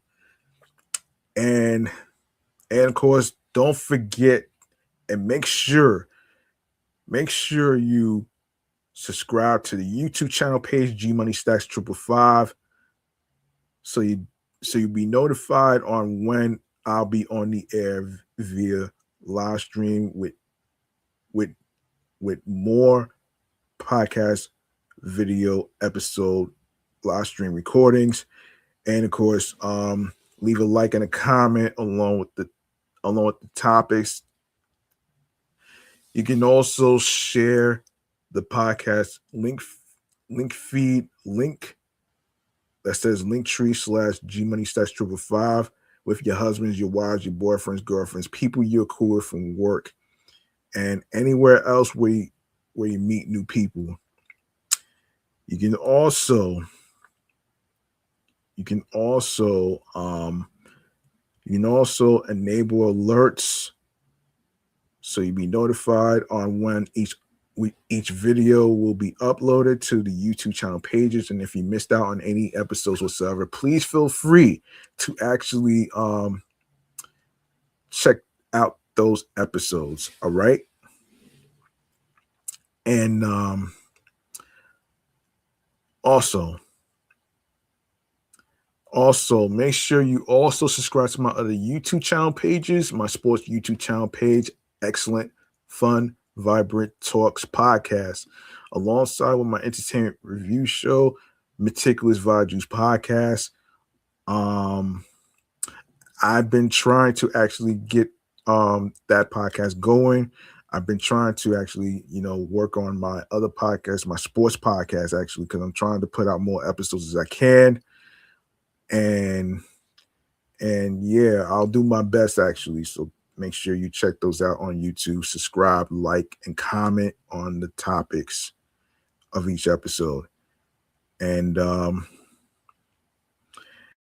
that's gonna do it for me, man. I'm your man, G Money Stacks, aka the Gregonator, your host with the most, rhymes with now or later. And I like to say thank you for listening and checking out the episodes. You could listen to any other podcast in the whole world, but you chose to listen to this podcast as well. Listen, remember, the grind doesn't stop. Hard work pays off. If you want something, you have to work hard and earn it. It's not going to be given to you on a fucking silver platter. Find your niche in whatever career field you're trying to do, whether you are doing it independently and whether you are starting a podcast. Make sure you be yourself behind the microphone while you are recording your podcast episodes with the topics. Be on your P's and Q's creatively, mentally, emotionally, physically, and spiritually. That gets you into your zone alongside with tunnel vision. All right. So there you go right there, folks. I hope y'all are keeping yourselves warm while you are basically doing your last minute Christmas shopping, or if you're already done it already, that's good. But if you're doing your last minute Christmas shopping, make sure you actually layer up with warm clothing, whether it's jogging sweatpants, hoodie with a jacket, gloves, scarves, and of course the winter hat is important as well. All right, man. I hope you enjoyed the episodes, including this one. I appreciate every single one of y'all. I will be back tomorrow. I will be doing an early podcast recording of episode 437. One is going to be in the afternoon, and one in particular is going to be at 6. Hopefully I get my dinner in time. And then I'll do my sports podcast recording tomorrow, the next day. And yeah.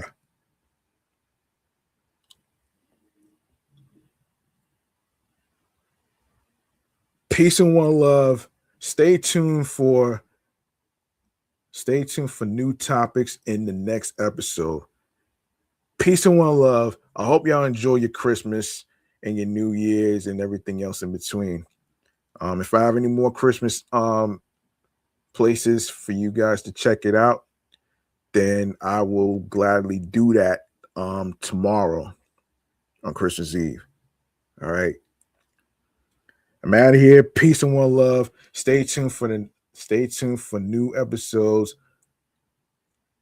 Stay tuned for new topics in the next episode. I'm out of here. Peace out. One love.